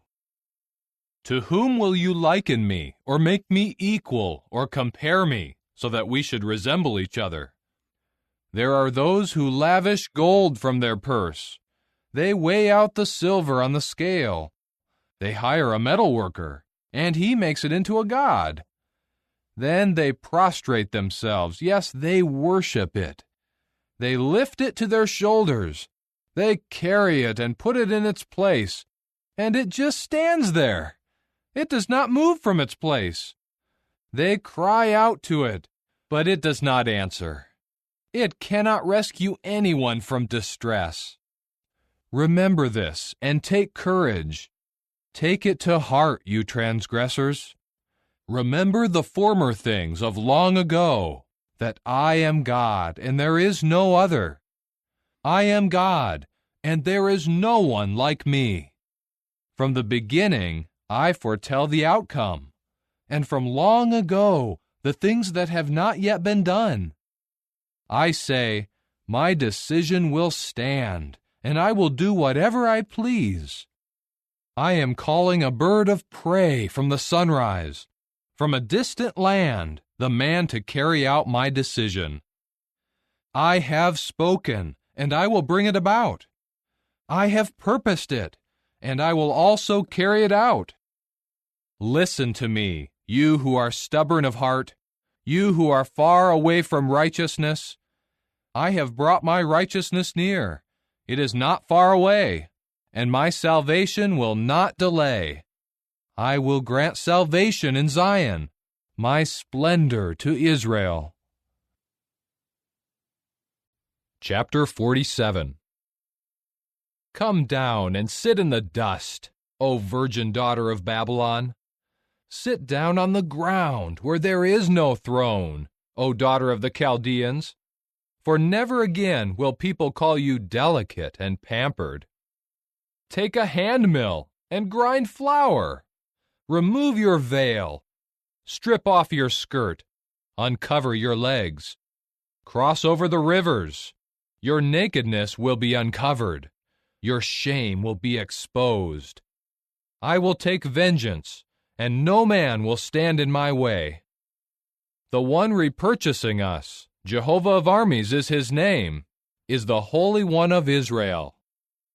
Sit there silently and go into darkness, O daughter of the Chaldeans. No more will they call you mistress of kingdoms. I grew indignant at my people. I profaned my inheritance, and I gave them into your hand. But you showed them no mercy. Even on the elderly, you placed a heavy yoke. You said, I will always be the mistress, forever. You did not take these things to heart. You did not consider how the matter would end. Now hear this, O lover of pleasure, who sits in security, who says in her heart, I am the one, and there is no one else. I will not become a widow. I will never know the loss of children. But these two things will come upon you suddenly, in one day, loss of children and widowhood. In full measure they will come upon you, because of your many sorceries and all your powerful spells. You trusted in your wickedness. You said, no one sees me. Your wisdom and knowledge are what led you astray. And you say in your heart, I am the one, and there is no one else. But calamity will come upon you, and none of your charms will stop it. Adversity will befall you. You will not be able to avert it. Sudden ruin will come upon you like you have never known. Go ahead, then, with your spells and your many sorceries, with which you have toiled from your youth. Perhaps you may be able to benefit. Perhaps you may strike people with awe. You have grown weary with the multitude of your advisers. Let them stand up now and save you, those who worship the heavens, who gaze at the stars, those giving out knowledge at the new moons about the things that will come upon you. Look, they are like stubble. A fire will burn them up. They cannot save themselves from the power of the flame. These are not charcoals for keeping warm, and this is not a fire to sit in front of. So your charmers will become to you, those with whom you toiled from your youth. They will wander, each one in his own direction. There will be no one to save you. Chapter 48. Hear this, O house of Jacob, you who call yourselves by the name of Israel, and who have come from the waters of Judah, you who swear by the name of Jehovah, and who call on the God of Israel, though not in truth and righteousness. For they call themselves after the holy city, and seek the support of the God of Israel, whose name is Jehovah of armies. The former things I told you long ago. From my own mouth they went out, and I made them known. Suddenly I took action, and they came about. Because I knew how stubborn you are, that your neck is an iron sinew and your forehead is copper, I told you long ago. Before it came about, I caused you to hear it, so that you could not say, 'My idol did this. My carved image and my metal image commanded this.' You have heard and seen all of this. Will you not declare it? From now on, I am announcing new things to you, guarded secrets that you have not known. Only now are they being created, and not long ago, things that you never heard before today, so that you cannot say, 'Look, I already know them.' No, you have not heard, you have not known, and in the past your ears were not opened. For I know that you are very treacherous, and you have been called a transgressor from birth. But for the sake of my name I will hold back my anger. For my own praise I will restrain myself toward you, and I will not do away with you. Look, I have refined you, but not in the form of silver. I have tested you in the smelting furnace of affliction. For my own sake I will act. For how could I let myself be profaned? I give my glory to no one else. Listen to me, O Jacob and Israel, whom I have called. I am the same one. I am the first. I am also the last. My own hand laid the foundation of the earth, and my right hand spread out the heavens. When I call to them, they stand up together. Gather together, all of you, and listen. Who among them has announced these things? Jehovah has loved him. He will carry out his delight against Babylon, and his arm will come against the Chaldeans. I myself have spoken, and I have called him. I have brought him, and his way will be successful. Come near to me, and hear this. From the very start, I have not spoken in secret. From the time it happened, I was there. And now the sovereign Lord Jehovah has sent me, and his Spirit. This is what Jehovah says, your repurchaser, the Holy One of Israel. I, Jehovah, am your God, the one teaching you to benefit yourself, the one guiding you in the way you should walk. If only you would pay attention to my commandments, then your peace would become just like a river, and your righteousness like the waves of the sea. Your offspring would be as many as the sand, and your descendants as its grains. Their name would never be cut off or annihilated from before me. Go out from Babylon. Flee from the Chaldeans. Announce it with a joyful cry. Proclaim it. Make it known to the ends of the earth. Say, Jehovah has repurchased his servant Jacob. They did not become thirsty when he led them through devastated places. He caused water to flow out of the rock for them. He split a rock and made water gush out. There is no peace, says Jehovah, for the wicked. Chapter 49. Listen to me, you islands, and pay attention, you faraway nations. Jehovah has called me before I was born. From the time I was in my mother's womb, he has made mention of my name. He made my mouth like a sharp sword. He has hidden me in the shadow of his hand. He made me a polished arrow. He concealed me in his quiver. He said to me, You are my servant, O Israel, through whom I will show my splendor. But I said, I have toiled for nothing. I used up my strength for an unreality, in vain. But surely my judgment is with Jehovah, and my wages with my God. And now Jehovah, the one who formed me from the womb as his servant, has said for me to bring Jacob back to him, so that Israel may be gathered to him. I will be glorified in the eyes of Jehovah, and my God will have become my strength. And he said, It is not enough that you are my servant to raise up the tribes of Jacob and to bring back those who were preserved of Israel.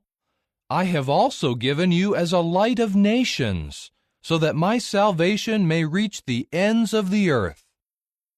This is what Jehovah, the repurchaser of Israel, his Holy One, says to the one who is despised, to the one who is detested by the nation, to the servant of rulers.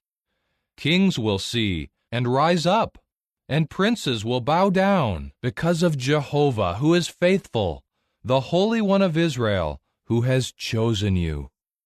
This is what Jehovah says. In a time of favor I answered you, and in a day of salvation I helped you. I kept safeguarding you to give you as a covenant for the people, to rehabilitate the land, to cause them to possess their desolate inheritances, to say to the prisoners, "Come out," and to those in the darkness, "Show yourselves." By the roadways they will feed. Along all the worn paths will be their pastures. They will not go hungry, nor will they thirst, nor will scorching heat or the sun beat down on them. For the one who has mercy on them will lead them, and he will guide them by the springs of water. I will make all my mountains into a road, and my highways will be raised up. Look, these are coming from far away, and look, these from the north and from the west, and these from the land of Sinim. Shout for joy, you heavens, and rejoice, you earth. Let the mountains become cheerful with a joyful cry, for Jehovah has comforted his people, and he shows mercy to his own afflicted ones. But Zion kept saying, Jehovah has abandoned me, and Jehovah has forgotten me. Can a woman forget her nursing child, or have no compassion for the son of her womb? Even if these women forget, I would never forget you. Look, on my palms I have engraved you. Your walls are always before me. Your sons hurry back. Those who tore you down and devastated you will depart from you. Raise your eyes and look all around. They are all gathering together. They are coming to you. As surely as I am living, declares Jehovah, you will clothe yourself with all of them as with ornaments, and you will fasten them on yourself as a bride does. Although your places were devastated and desolate, and your land was in ruins, now it will become too cramped for those dwelling there, and those who swallowed you down will be far away. The sons born when you were bereaved will say in your hearing, This place is too cramped for me. Make room for me to dwell here. And you will say in your heart, Who has fathered these for me, since I am a woman bereaved of children and barren, exiled and taken prisoner? Who has raised these? Look, I was left all alone. So where have these come from? This is what the sovereign Lord Jehovah says. Look, I will raise up my hand to the nations, and I will lift up my signal to the peoples. They will bring your sons in their arms, and carry your daughters on their shoulders. Kings will become caretakers for you, and their princesses will be your nurses. They will bow down to you with their faces to the ground, and lick the dust of your feet. And you will have to know that I am Jehovah. Those hoping in me will not be put to shame. Can those already captured be taken from a mighty man? Or can the captives of the tyrant be rescued? But this is what Jehovah says. Even the captives of a mighty man will be taken away, and those captured by the tyrant will be rescued. I will oppose those who oppose you, and I will save your own sons. I will make those who mistreat you eat their own flesh, and as with sweet wine, they will become drunk with their own blood. And all people will have to know that I am Jehovah, your Savior and your repurchaser, the powerful one of Jacob. Chapter 50. This is what Jehovah says. Where is the divorce certificate of your mother, whom I sent away? Or to which of my creditors did I sell you? Look, it was because of your own errors you were sold, and because of your own transgressions your mother was sent away. Why then was no one here when I came? Why did no one answer when I called? Is my hand too short to redeem, or is there no power in me to rescue? Look, with my rebuke I dry up the sea. I make rivers a desert. Their fish rot for lack of water, and they die because of thirst. I clothe the heavens with gloom, and I make sackcloth their covering. The sovereign Lord Jehovah has given me the tongue of those taught, so that I may know how to answer the tired one with the right word. He awakens me morning by morning.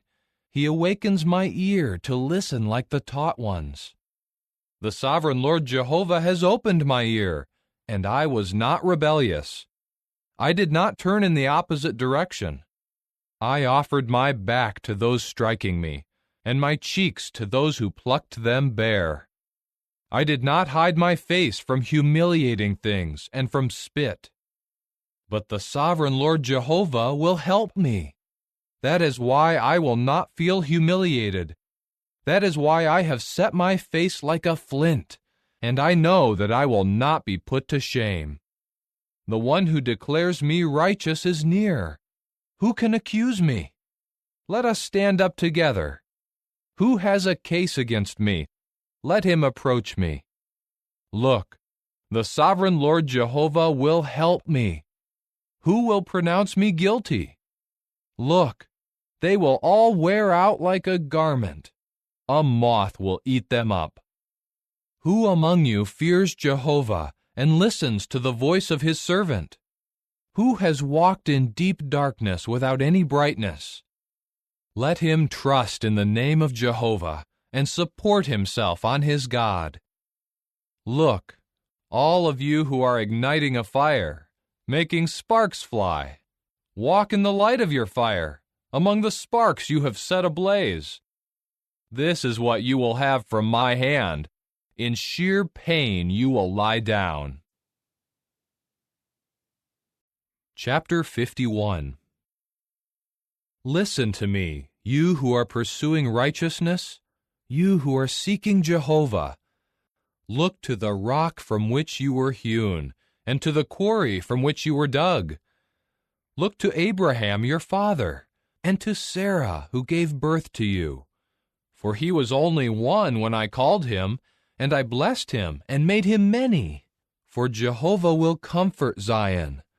He will bring comfort to all her ruins, and he will make her wilderness like Eden, and her desert plain like the garden of Jehovah. Exultation and rejoicing will be found in her, thanksgiving and melodious song. Pay attention to me, O my people, and give ear to me, my nation. For a law will go out from me, and my justice I will establish as a light to the peoples. My righteousness draws near. My salvation will go out, and my arms will judge the peoples. In me the islands will hope, and for my arm they will wait. Raise your eyes to the heavens, and look at the earth below. For the heavens will disperse in fragments like smoke. The earth will wear out like a garment, and its inhabitants will die like gnats. But my salvation will be eternal, and my righteousness will never fail. Listen to me, you who know righteousness, the people with my law in their heart. Do not be afraid of the taunts of mortal men, and do not be terrified because of their insults. For a moth will eat them up just like a garment. The clothes moth will devour them like wool. But my righteousness will last forever, and my salvation for all generations. Awake, awake, clothe yourself with strength, O arm of Jehovah. Awake as in the days of long ago, as in past generations. Was it not you who broke Rahab to pieces, who pierced the sea monster? Are you not the one who dried up the sea, the waters of the vast deep? The one who made the depths of the sea a roadway for the repurchased ones to cross? The redeemed ones of Jehovah will return. They will come to Zion with a joyful cry, and unending joy will crown them. Exultation and rejoicing will be theirs, and grief and sighing will flee away. I myself am the one comforting you. Why should you be afraid of a mortal man who will die, and of a son of man who will wither like green grass? Why do you forget Jehovah your Maker, the one who stretched out the heavens and laid the foundation of the earth? And all day long you were in constant fear of the rage of the oppressor, as though he were in a position to bring you to ruin. Where now is the rage of the oppressor? The one bent over in chains will soon be set free. He will not die and go into the pit, nor will his bread be lacking. But I am Jehovah your God, who stirs up the sea and makes its waves boisterous. Jehovah of armies is his name. I will put my words in your mouth, and with the shadow of my hand I will cover you, in order to plant the heavens, and to lay the foundation of the earth, and to say to Zion, You are my people.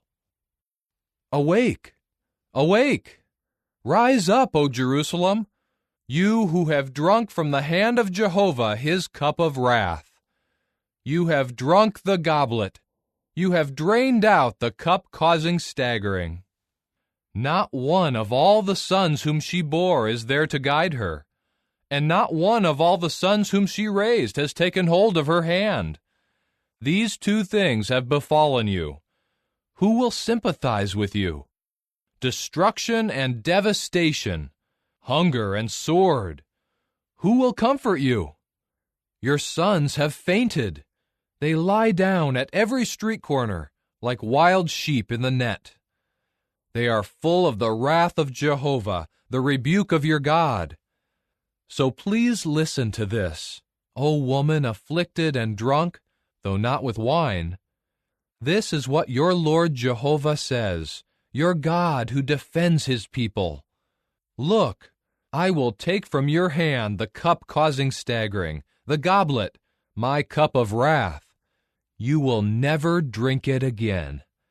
I will put it into the hand of your tormentors, those who said to you, Bow down so that we may walk over you. So you made your back like the ground, like a street for them to walk on. Chapter 52. Awake, awake, clothe yourself with strength, O Zion. Put on your beautiful garments, O Jerusalem, the holy city, for no more will the uncircumcised and unclean one enter into you. Shake off the dust. Rise and take a seat, O Jerusalem. Loosen the bonds on your neck, O captive daughter of Zion. For this is what Jehovah says, You were sold for nothing, and without money you will be repurchased.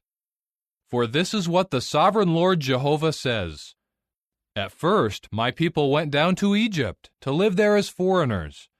Then Assyria oppressed them without cause. What then should I do here, declares Jehovah? For my people were taken for nothing. Those ruling over them keep howling in triumph, declares Jehovah. And constantly, all day long, my name is treated with disrespect. For that reason my people will know my name. For that reason they will know in that day that I am the one speaking. Look, it is I.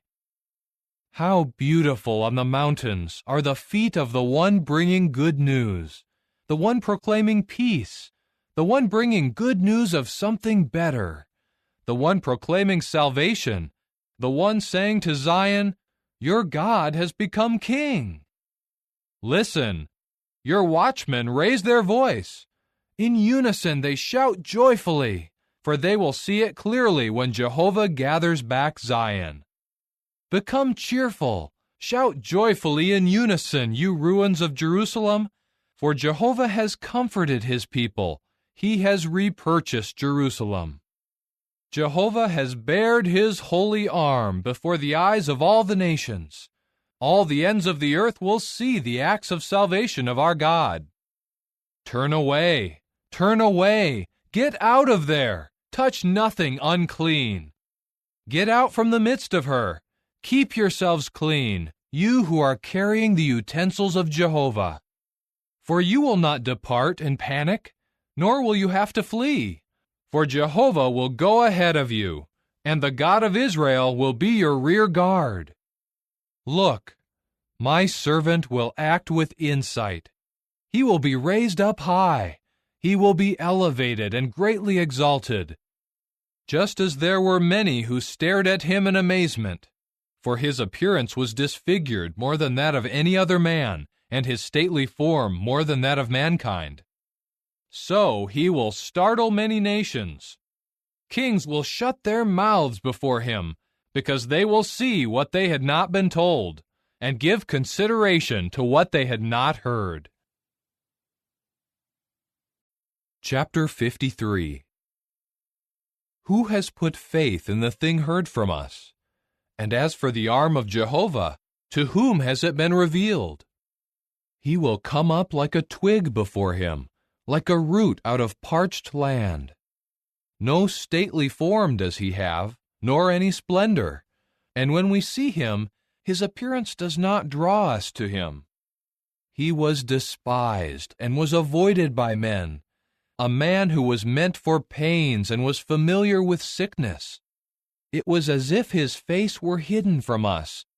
He was despised, and we held him as of no account. Truly, he himself carried our sicknesses, and he bore our pains. But we considered him as plagued, stricken by God, and afflicted. But he was pierced for our transgression.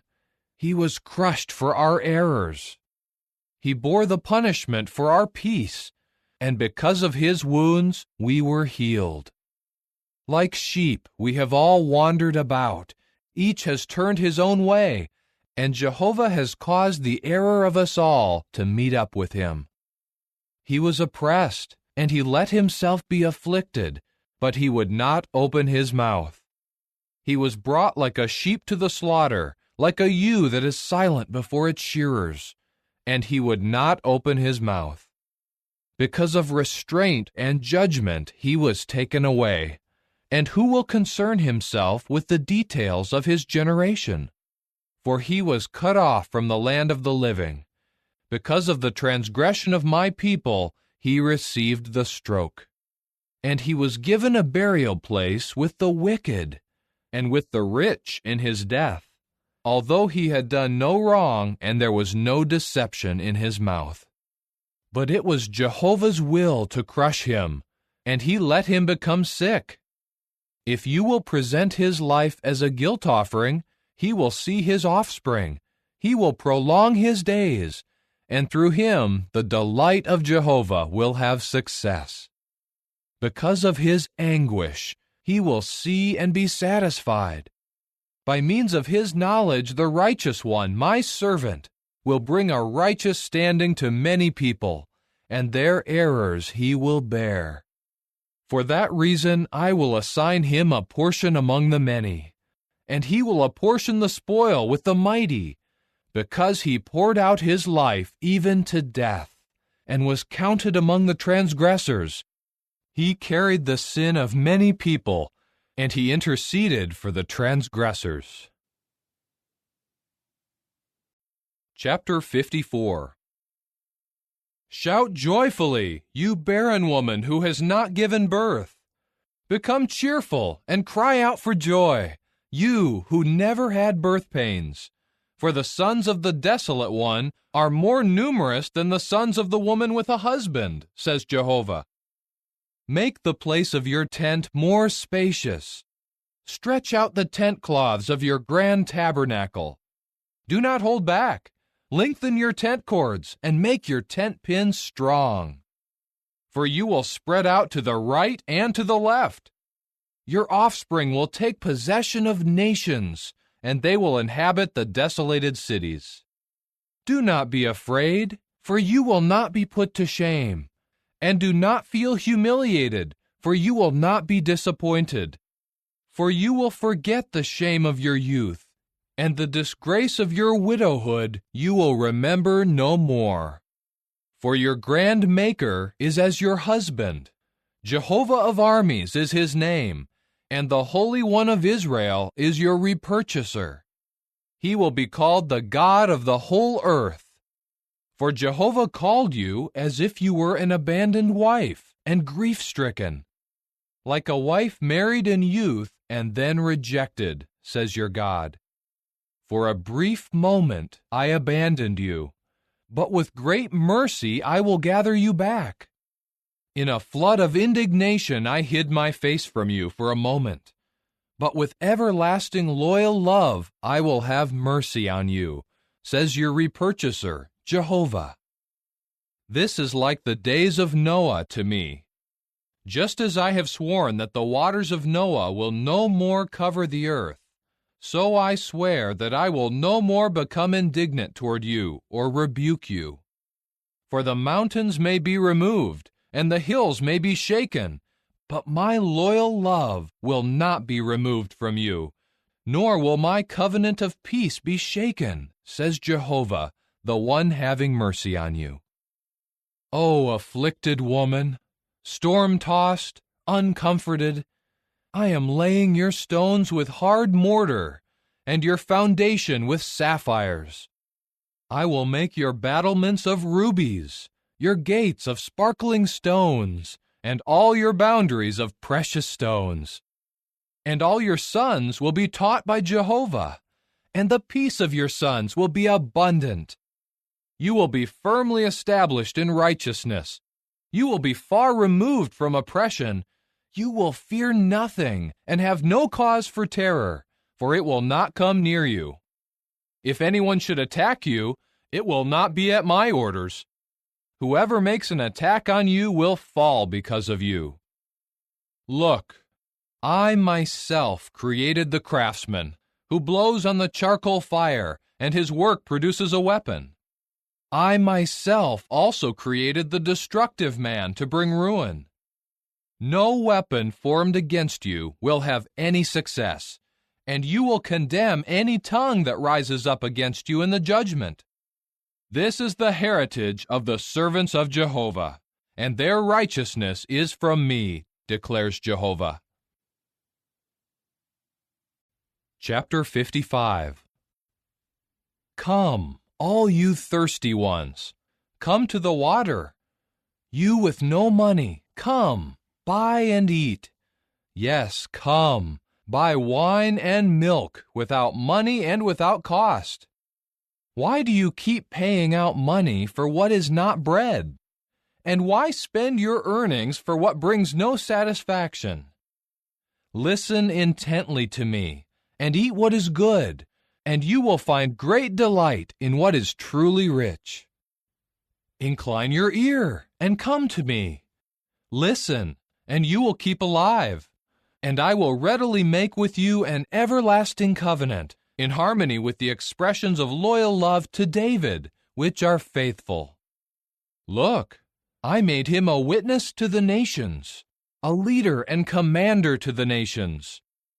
Look, you will call a nation that you do not know, and those of a nation who have not known you will run to you, for the sake of Jehovah your God, the Holy One of Israel, because he will glorify you. Search for Jehovah while he may be found. Call to him while he is near. Let the wicked man leave his way, and the evil man his thoughts. Let him return to Jehovah, who will have mercy on him, to our God, for he will forgive in a large way. For my thoughts are not your thoughts, and your ways are not my ways, declares Jehovah. For as the heavens are higher than the earth, so my ways are higher than your ways, and my thoughts than your thoughts. For just as the rain and the snow pour down from heaven, and do not return there until they saturate the earth, making it produce and sprout, giving seed to the sower and bread to the eater. So my word that goes out of my mouth will be. It will not return to me without results, but it will certainly accomplish whatever is my delight, and it will have sure success in what I send it to do. For you will go out with rejoicing, and in peace you will be brought back. The mountains and the hills will become cheerful before you with a joyful cry, and the trees of the field will all clap their hands. Instead of thorn bushes, the juniper tree will grow, and instead of the stinging nettle, the myrtle tree will grow. And it will bring fame to Jehovah, an everlasting sign that will never perish. Chapter 56. This is what Jehovah says: Uphold justice, and do what is righteous, for my salvation will soon come, and my righteousness will be revealed. Happy is the man who does this, and the Son of Man who holds fast to it, who keeps the Sabbath and does not profane it, and who holds his hand back from any kind of evil. The foreigner who joins himself to Jehovah should not say, Jehovah will surely separate me from his people. And the eunuch should not say, Look, I am a dried-up tree. For this is what Jehovah says to the eunuchs who keep my Sabbaths, and who choose what I delight in, and who hold fast to my covenant. I will give to them in my house, and within my walls, a monument and a name, something better than sons and daughters. An everlasting name I will give them, one that will not perish. As for the foreigners who join themselves to Jehovah to minister to him, to love the name of Jehovah, and to be his servants, all those who keep the Sabbath and do not profane it, and who hold fast to my covenant, I will also bring them to my holy mountain, and make them rejoice inside my house of prayer. Their whole burnt offerings and their sacrifices will be accepted on my altar, for my house will be called a house of prayer for all the peoples. The sovereign Lord Jehovah, who is gathering the dispersed ones of Israel, declares, I will gather to him others besides those already gathered. All you wild animals of the field, come to eat. All you wild animals in the forest. His watchmen are blind. None of them have taken note. All of them are speechless dogs, unable to bark. They are panting and lying down. They love to slumber. They are dogs with a voracious appetite. They are never satisfied.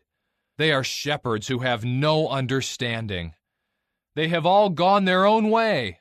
Every last one of them seeks his own dishonest gain and says, Come, let me take some wine, and let us drink our fill of alcohol. And tomorrow will be like today, only far better. Chapter 57. The righteous one has perished, but no one takes it to heart. Loyal men are taken away, with no one discerning that the righteous one has been taken away because of the calamity. He enters into peace. They rest on their beds, all who walk uprightly. But as for you, come closer, you sons of a sorceress, you children of an adulterer and a prostitute. Whom are you making fun of? Against whom do you open your mouth wide and stick out your tongue? Are you not the children of transgression, the children of deceit, those who are inflamed with passion among big trees, under every luxuriant tree, who slaughtered the children in the valleys, under the clefts of the crags? With the smooth stones of the valley is your portion. Yes, these are your lot. Even to them you pour out drink offerings and offer gifts. Should I be satisfied with these things? On a mountain high and lofty you prepared your bed, and you went up there to offer sacrifice. Behind the door and the doorpost you set up your memorial. You left me and uncovered yourself. You went up and made your bed spacious, and you made a covenant with them. You loved sharing their bed, and you gazed at the male organ. You went down to Melech with oil, and with an abundance of perfume. You sent your envoys far off, so that you descended to the grave. You have toiled in following your many ways, but you did not say, "It is hopeless." You found renewed strength. That is why you do not give up. Whom did you dread and fear, so that you started to lie? You did not remember me. You took nothing to heart. Have I not kept silent and withdrawn? So you showed no fear of me. I will make known your righteousness and your works, and they will not benefit you. When you cry for help, your collection of idols will not rescue you. A wind will carry all of them away. A mere breath will blow them away. But the one who takes refuge in me will inherit the land, and will take possession of my holy mountain.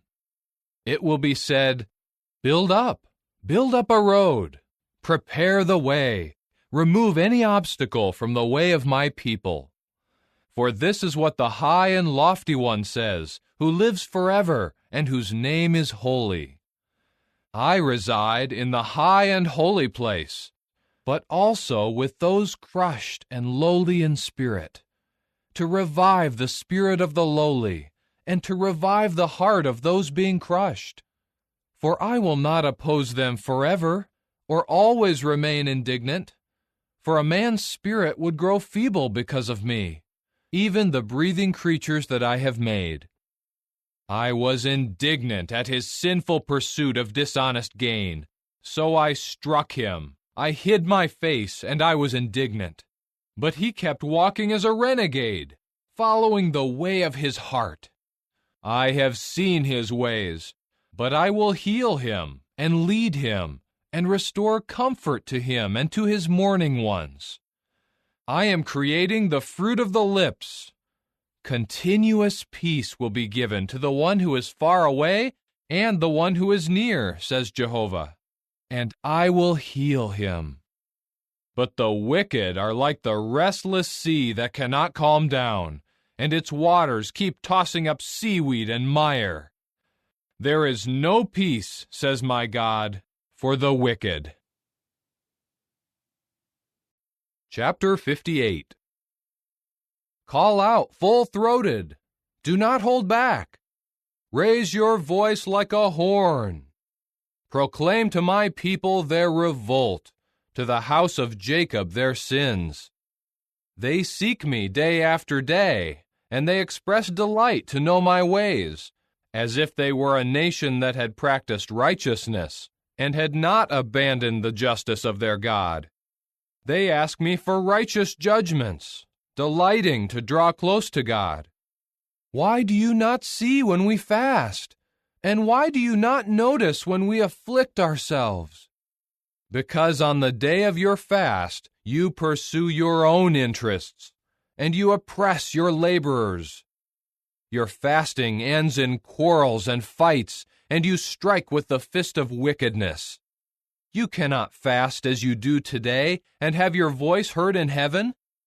Should the fast that I choose be like this, as a day for someone to afflict himself, to bow down his head like a rush, to make his bed on sackcloth and ashes? Is this what you call a fast and a day pleasing to Jehovah? No, this is the fast that I choose, to remove the fetters of wickedness, to untie the bands of the yoke bar, to let the oppressed go free, and to break in half every yoke bar. It is to share your bread with the hungry, to bring the poor and homeless into your house, to clothe someone naked when you see him, and not to turn your back on your own flesh. Then your light will shine through like the dawn, and your healing will spring up quickly.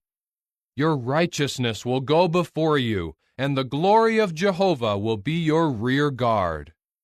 Then you will call, and Jehovah will answer. You will cry for help, and he will say, Here I am. If you remove from among you the yoke bar, and stop pointing your finger and speaking maliciously, if you grant to the hungry what you yourself desire, and satisfy those who are afflicted, then your light will shine even in the darkness, and your gloom will be like midday. Jehovah will always lead you and satisfy you even in a parched land. He will invigorate your bones, and you will become like a well-watered garden, like a spring whose waters never fail. They will rebuild ancient ruins on your account, and you will restore the foundations of past generations. You will be called the repairer of the broken walls, the restorer of roadways by which to dwell. If, because of the Sabbath, you refrain from pursuing your own interests on my holy day, and you call the Sabbath an exquisite delight, a holy day of Jehovah, a day to be glorified, and you glorify it rather than pursuing your own interests and speaking idle words, then you will find your exquisite delight in Jehovah, and I will make you ride on the high places of the earth. I will cause you to eat from the inheritance of Jacob your forefather, for the mouth of Jehovah has spoken. Chapter 59. Look, the hand of Jehovah is not too short to save, nor is his ear too dull to hear. No, your own errors have separated you from your God. Your sins have made him hide his face from you, and he refuses to hear you. For your palms are polluted with blood, and your fingers with error. Your lips speak lies, and your tongue mutters unrighteousness. No one calls out for righteousness, and no one goes to court in truthfulness. They trust in unreality and speak what is worthless. They conceive trouble and give birth to what is harmful. They hatch the eggs of a poisonous snake, and they weave the cobweb of a spider. Anyone who eats their eggs would die, and the egg that is crushed hatches a viper. Their cobweb will not serve as a garment, nor will they cover themselves with what they make. Their works are harmful, and deeds of violence are in their hands. Their feet run to do evil, and they hurry to shed innocent blood. Their thoughts are harmful thoughts. Ruin and misery are in their ways. They have not known the way of peace, and there is no justice in their tracks. They make their roadways crooked. No one treading on them will know peace. That is why justice is far away from us, and righteousness does not overtake us. We keep hoping for light, but look, there is darkness. For brightness, but we keep walking in gloom. We grope for the wall like blind men. Like those without eyes, we keep groping. We stumble at high noon as in evening darkness. Among the strong, we are just like the dead. We all keep growling like bears and cooing mournfully like doves. We hope for justice, but there is none. For salvation, but it is far away from us. For our revolts are many before you. Each of our sins testifies against us. For our revolts are with us. We well know our errors. We have transgressed and denied Jehovah. We have turned our backs on our God. We have spoken of oppression and revolt. We have conceived lies and muttered false words from the heart. Justice is driven back, and righteousness stands far off. For truth has stumbled in the public square, and what is upright is unable to enter.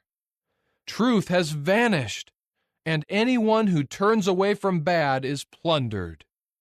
Jehovah saw this and was displeased, for there was no justice. He saw that there was no man, and he was astonished that no one interceded. So his own arm brought about salvation, and his own righteousness supported him. Then he put on righteousness like a coat of mail, and the helmet of salvation on his head.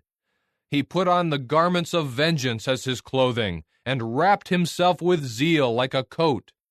He will reward them for what they have done. Wrath to his adversaries, retribution to his enemies, and to the islands he will repay their due. From the sunset they will fear the name of Jehovah, and from the sunrise his glory. For he will come in like a rushing river, which the Spirit of Jehovah drives along. To Zion the repurchaser will come, to those in Jacob who turn from transgression, declares Jehovah. As for me, this is my covenant with them, says Jehovah. My Spirit that is on you, and my words that I have placed in your mouth, they will not be removed from your mouth, from the mouth of your children, or from the mouth of your grandchildren, says Jehovah, from now on and forever. Chapter 60. Arise, O woman, shed light, for your light has come. The glory of Jehovah shines on you. For look, darkness will cover the earth, and thick gloom the nations. But on you Jehovah will shine, and on you his glory will be seen. Nations will go to your light, and kings to your shining splendor. Raise your eyes and look all around you. They have all been assembled. They are coming to you.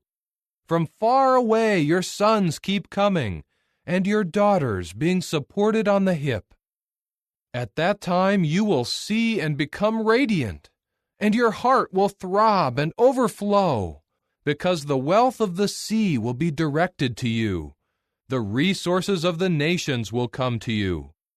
Throngs of camels will cover your land, young male camels of Midian and Ephah. All those from Sheba, they will come.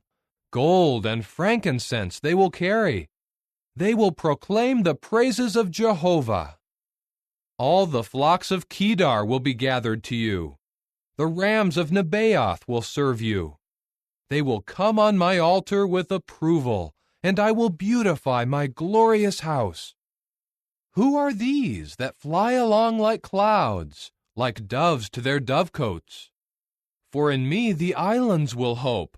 The ships of Tarshish are in the lead, to bring your sons from far away, along with their silver and their gold, to the name of Jehovah your God, and to the Holy One of Israel. For he will glorify you. Foreigners will build your walls, and their kings will minister to you. For in my indignation I struck you, but in my favor I will have mercy on you. Your gates will be kept open constantly.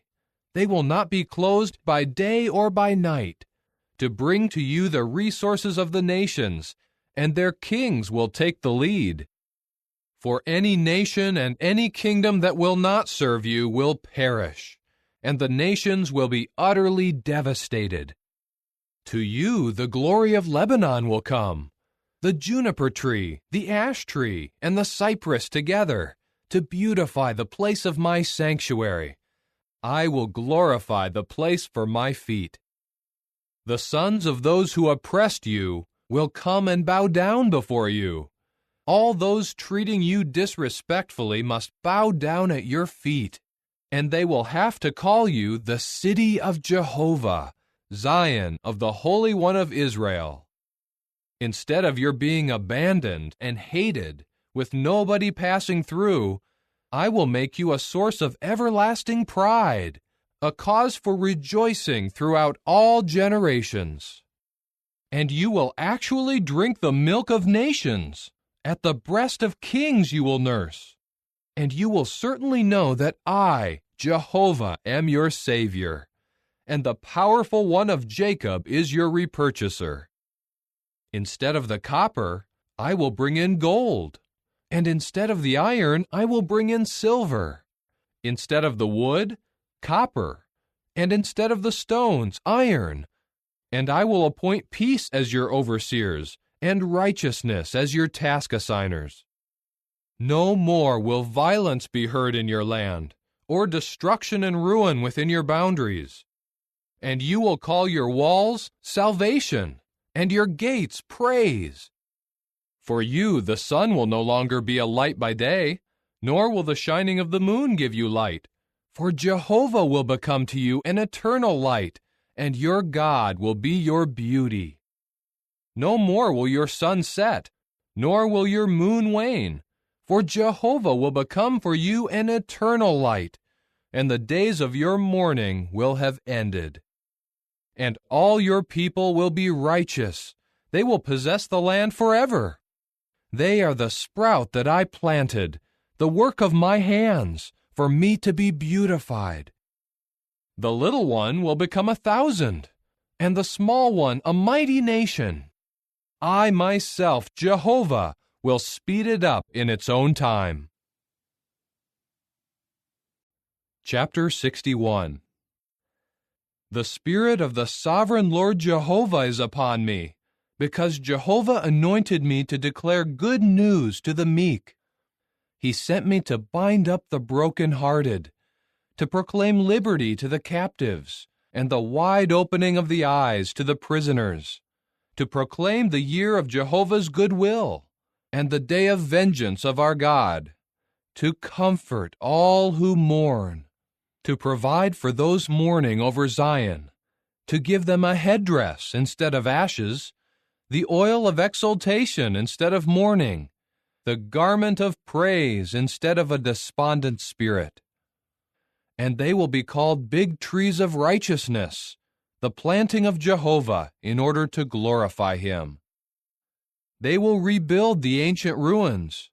They will raise up the desolated places of the past, and they will restore the devastated cities, the places that lay desolate for generation after generation. Strangers will stand and shepherd your flocks, and foreigners will be your farmers and your vine dressers. As for you, you will be called the priests of Jehovah. They will call you the ministers of our God. You will eat the resources of the nations, and about their glory you will boast. Instead of shame, you will have a double portion, and instead of humiliation, they will shout joyfully over their share. Yes, they will possess a double portion in their land. Everlasting rejoicing will be theirs. For I, Jehovah, love justice. I hate robbery and unrighteousness. I will faithfully give them their wages, and I will make an everlasting covenant with them. Their offspring will be known among the nations, and their descendants among the peoples. All who see them will recognize them, that they are the offspring whom Jehovah has blessed. I will greatly exult in Jehovah. My whole being will rejoice in my God, for he has clothed me with the garments of salvation. He has wrapped me with the robe of righteousness, just like a bridegroom who wears a turban like that of a priest, and like a bride who adorns herself with her ornaments.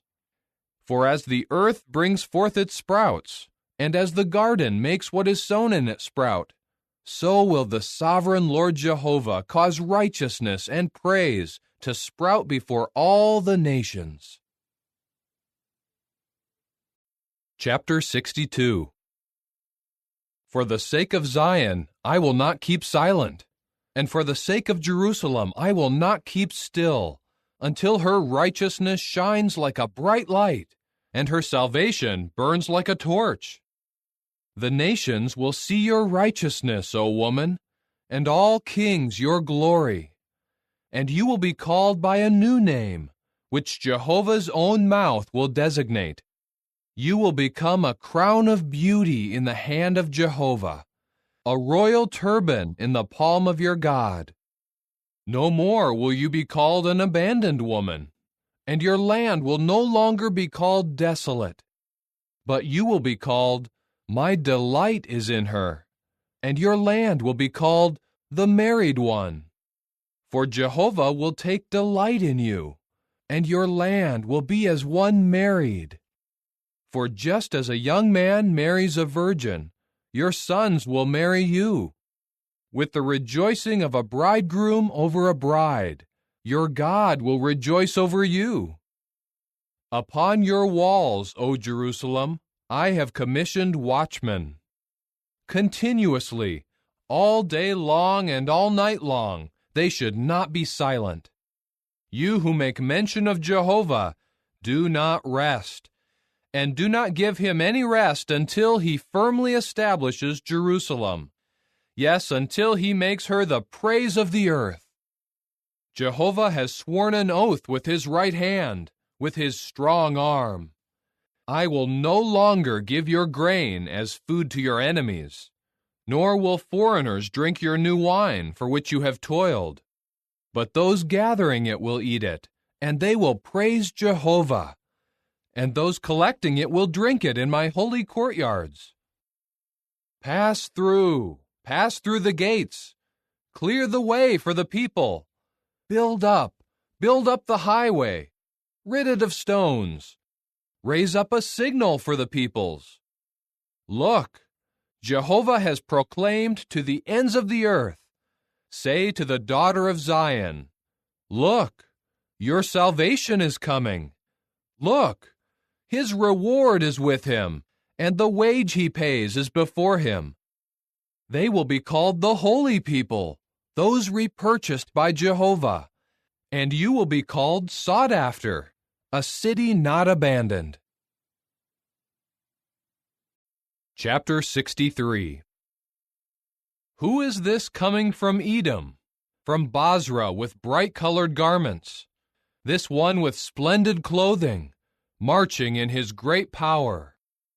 It is I, the one speaking in righteousness, the one with great power to save. Why is your clothing red? And why are your garments like those of one treading the winepress? I have trodden the wine trough alone. No one from the peoples was with me. I kept treading them in my anger, and I kept trampling them in my wrath. My garments were spattered with their blood, and I have stained all my clothing. For the day of vengeance is in my heart, and the year of my repurchased ones has come. I looked, but there was no one to help. I was appalled that no one offered support. So my arm brought me salvation, and my own wrath supported me. I trampled peoples in my anger. I made them drunk with my wrath, and poured out their blood on the ground. I will mention Jehovah's acts of loyal love, the praiseworthy acts of Jehovah, because of all that Jehovah has done for us, the many good things he has done for the house of Israel, according to his mercy and his great loyal love. For he said, surely they are my people, sons who will not be disloyal. So he became their Savior. During all their distress, it was distressing to him, and his own personal messenger saved them. In his love and compassion he repurchased them, and he lifted them up and carried them all the days of old. But they rebelled and grieved his Holy Spirit. He then turned into their enemy, and he fought against them. And they remembered the days of old, the days of Moses his servant. Where is the one who brought them up out of the sea with the shepherds of his flock? Where is the one who put within him his Holy Spirit? The one who made his glorious arm go with the right hand of Moses? The one who split the waters before them to make an everlasting name for himself? The one who made them walk through the surging waters, so that they walked without stumbling, like a horse in the open country? Just like livestock when they go down into the valley plain, the Spirit of Jehovah made them rest. This is how you led your people, to make a majestic name for yourself. Look down from heaven and see, from your lofty abode of holiness and glory. Where are your zeal and your mightiness, the stirring of your compassions and your mercy? They are withheld from me. For you are our Father. Although Abraham may not know us, and Israel may not recognize us, you, O Jehovah, are our Father. Our repurchaser of long ago is your name. Why do you, O Jehovah, let us wander from your ways? Why do you let our hearts become hard, so that we do not fear you? Return for the sake of your servants, the tribes of your inheritance. Your holy people possessed it for a short time. Our adversaries have trampled on your sanctuary. For too long we have become like those you never ruled over, like those never called by your name. Chapter 64. If only you had ripped the heavens apart and come down, so that the mountains would quake because of you, as when a fire ignites the brushwood, and the fire makes the water boil. Then your name would be known to your adversaries, and the nations would tremble before you. When you did awe-inspiring things that we dared not hope for, you came down, and the mountains quaked before you. From of old no one has heard or given ear, nor has any eye seen a God except you, who acts in behalf of those who keep in expectation of him. You have met up with those who joyfully do what is right, those who remember you and follow your ways. Look, you became indignant while we kept sinning. We did so for a long time. Should we now be saved? And we have all become like someone unclean, and all our acts of righteousness are like a menstrual cloth. We will all wither like a leaf, and our errors will carry us off like the wind. There is no one calling on your name, no one who stirs himself to take hold of you, for you have hidden your face from us, and you cause us to waste away because of our error. But now, O Jehovah, you are our Father. We are the clay, and you are our potter. We are all the work of your hand. Do not become too indignant, O Jehovah, and do not remember our error forever. Look at us, please, for we are all your people. Your holy cities have become a wilderness. Zion has become a wilderness, Jerusalem a wasteland. Our house of holiness and glory, where our forefathers praised you, has been burned with fire, and all the things we cherished lie in ruins. In view of this, will you still restrain yourself, O Jehovah? Will you remain silent and let us be afflicted so severely?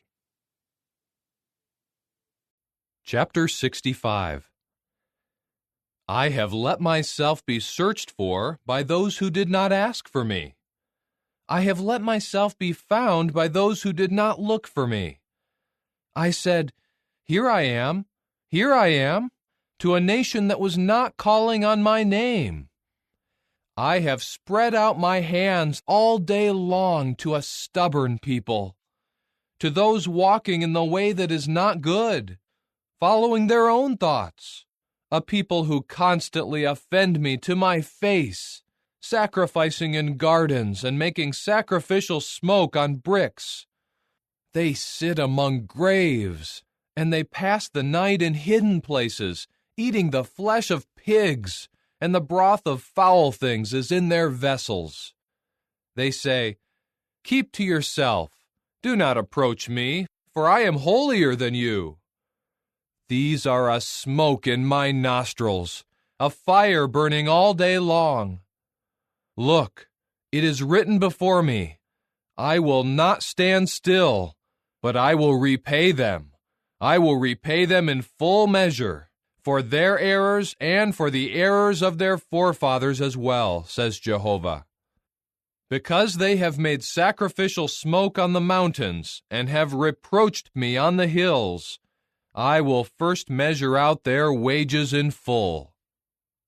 This is what Jehovah says. Just as when new wine is found in a cluster of grapes, and someone says, "Do not destroy it, for there is some good in it," so I will do for the sake of my servants. I will not destroy them all. I will bring out of Jacob an offspring, and out of Judah the one to inherit my mountains. My chosen ones will take possession of it, and my servants will reside there. Sharon will become a pasture for sheep, and the valley of Achor a resting place for cattle, for my people who search for me. But you are among those forsaking Jehovah, those forgetting my holy mountain, those setting a table for the God of good luck, and those filling up cups of mixed wine for the God of destiny. So I will destine you for the sword, and all of you will bow down to be slaughtered. Because I called, but you did not answer. I spoke, but you did not listen. You kept doing what was bad in my eyes, and you chose what displeased me. Therefore, this is what the sovereign Lord Jehovah says. Look, my servants will eat, but you will go hungry. Look, my servants will drink, but you will go thirsty. Look, my servants will rejoice, but you will suffer shame. Look, my servants will shout joyfully because of the good condition of the heart. But you will cry out because of the pain of heart, and you will wail because of a broken spirit. You will leave behind a name that my chosen ones will use as a curse, and the sovereign Lord Jehovah will put each of you to death. But his own servants he will call by another name, so that anyone who seeks a blessing for himself in the earth will be blessed by the God of truth. And anyone who swears an oath in the earth will swear by the God of truth. For the former distresses will be forgotten. They will be concealed from my eyes. For look, I am creating new heavens and a new earth, and the former things will not be called to mind, nor will they come up into the heart. So exult and be joyful forever in what I am creating. For look, I am creating Jerusalem a cause for joy, and her people a cause for exultation. And I will rejoice in Jerusalem and exult in my people. No more will there be heard in her the sound of weeping or a cry of distress. No more will there be an infant from that place who lives but a few days, nor an old man who fails to live out his days. For anyone who dies at 100 will be considered a mere boy, and the sinner will be cursed even though he is 100 years of age. They will build houses and live in them, and they will plant vineyards and eat their fruitage. They will not build for someone else to inhabit, nor will they plant for others to eat. For the days of my people will be like the days of a tree, and the work of their hands my chosen ones will enjoy to the full. They will not toil for nothing, nor will they bear children for distress, because they are the offspring made up of those blessed by Jehovah, and their descendants with them. Even before they call out, I will answer. While they are yet speaking, I will hear. The wolf and the lamb will feed together. The lion will eat straw just like the bull, and the serpent's food will be dust. They will do no harm, nor cause any ruin in all my holy mountain, says Jehovah. Chapter 66. This is what Jehovah says. The heavens are my throne, and the earth is my footstool. Where then is the house that you could build for me? And where is my resting place? My own hand has made all these things, and this is how they all came to be, declares Jehovah. To this one then I will look, to the one humble and broken in spirit, who trembles at my word. The one slaughtering the bull is like one striking down a man. The one sacrificing a sheep is like one breaking the neck of a dog. The one offering a gift, like the blood of a pig. The one presenting a memorial offering of frankincense is like one saying a blessing with magical words. They have chosen their own ways, and they take delight in what is disgusting. So I will choose ways to punish them, and the very things they dread I will bring upon them. Because when I called, no one answered. When I spoke, there were none who listened. They kept doing what was bad in my eyes, and they chose to do what displeased me. Hear the word of Jehovah, you who tremble at his word. Your brothers who hate you and exclude you because of my name said, May Jehovah be glorified. But he will appear and bring you joy, and they are the ones who will be put to shame. There is a sound of uproar from the city, a sound from the temple. It is the sound of Jehovah repaying his enemies what they deserve. Before she went into labor, she gave birth. Before birth pangs came to her, she delivered a male child. Who has ever heard of such a thing? Who has seen such things? Will a land be brought to birth in one day? Or will a nation be born all at once? Yet as soon as Zion went into labor, she gave birth to her sons. Will I bring it to the point of birth, and then not bring it forth, says Jehovah? Or would I cause the birth, and then shut the womb, says your God? Rejoice with Jerusalem, and be joyful with her, all you who love her. Exult greatly with her, all you who are in mourning over her. For you will nurse, and be fully satisfied from her breast of consolation. And you will drink deeply, and find delight in the abundance of her glory.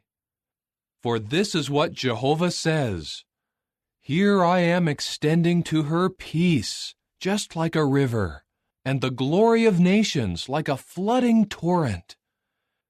You will nurse, and be carried on the hip, and you will be bounced on the knees. As a mother comforts her son, so I will keep comforting you. And over Jerusalem you will be comforted. You will see this, and your heart will rejoice. Your bones will flourish just like new grass. And the hand of Jehovah will become known to his servants, but he will denounce his enemies. For Jehovah will come as a fire, and his chariots are like a storm wind, to repay in furious anger, to rebuke with flames of fire.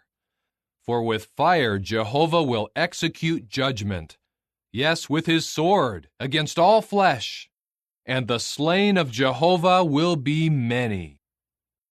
Those sanctifying themselves and cleansing themselves to enter the gardens, following one who is in the center, those eating the flesh of pigs and loathsome things and mice, they will all come to their end together, declares Jehovah.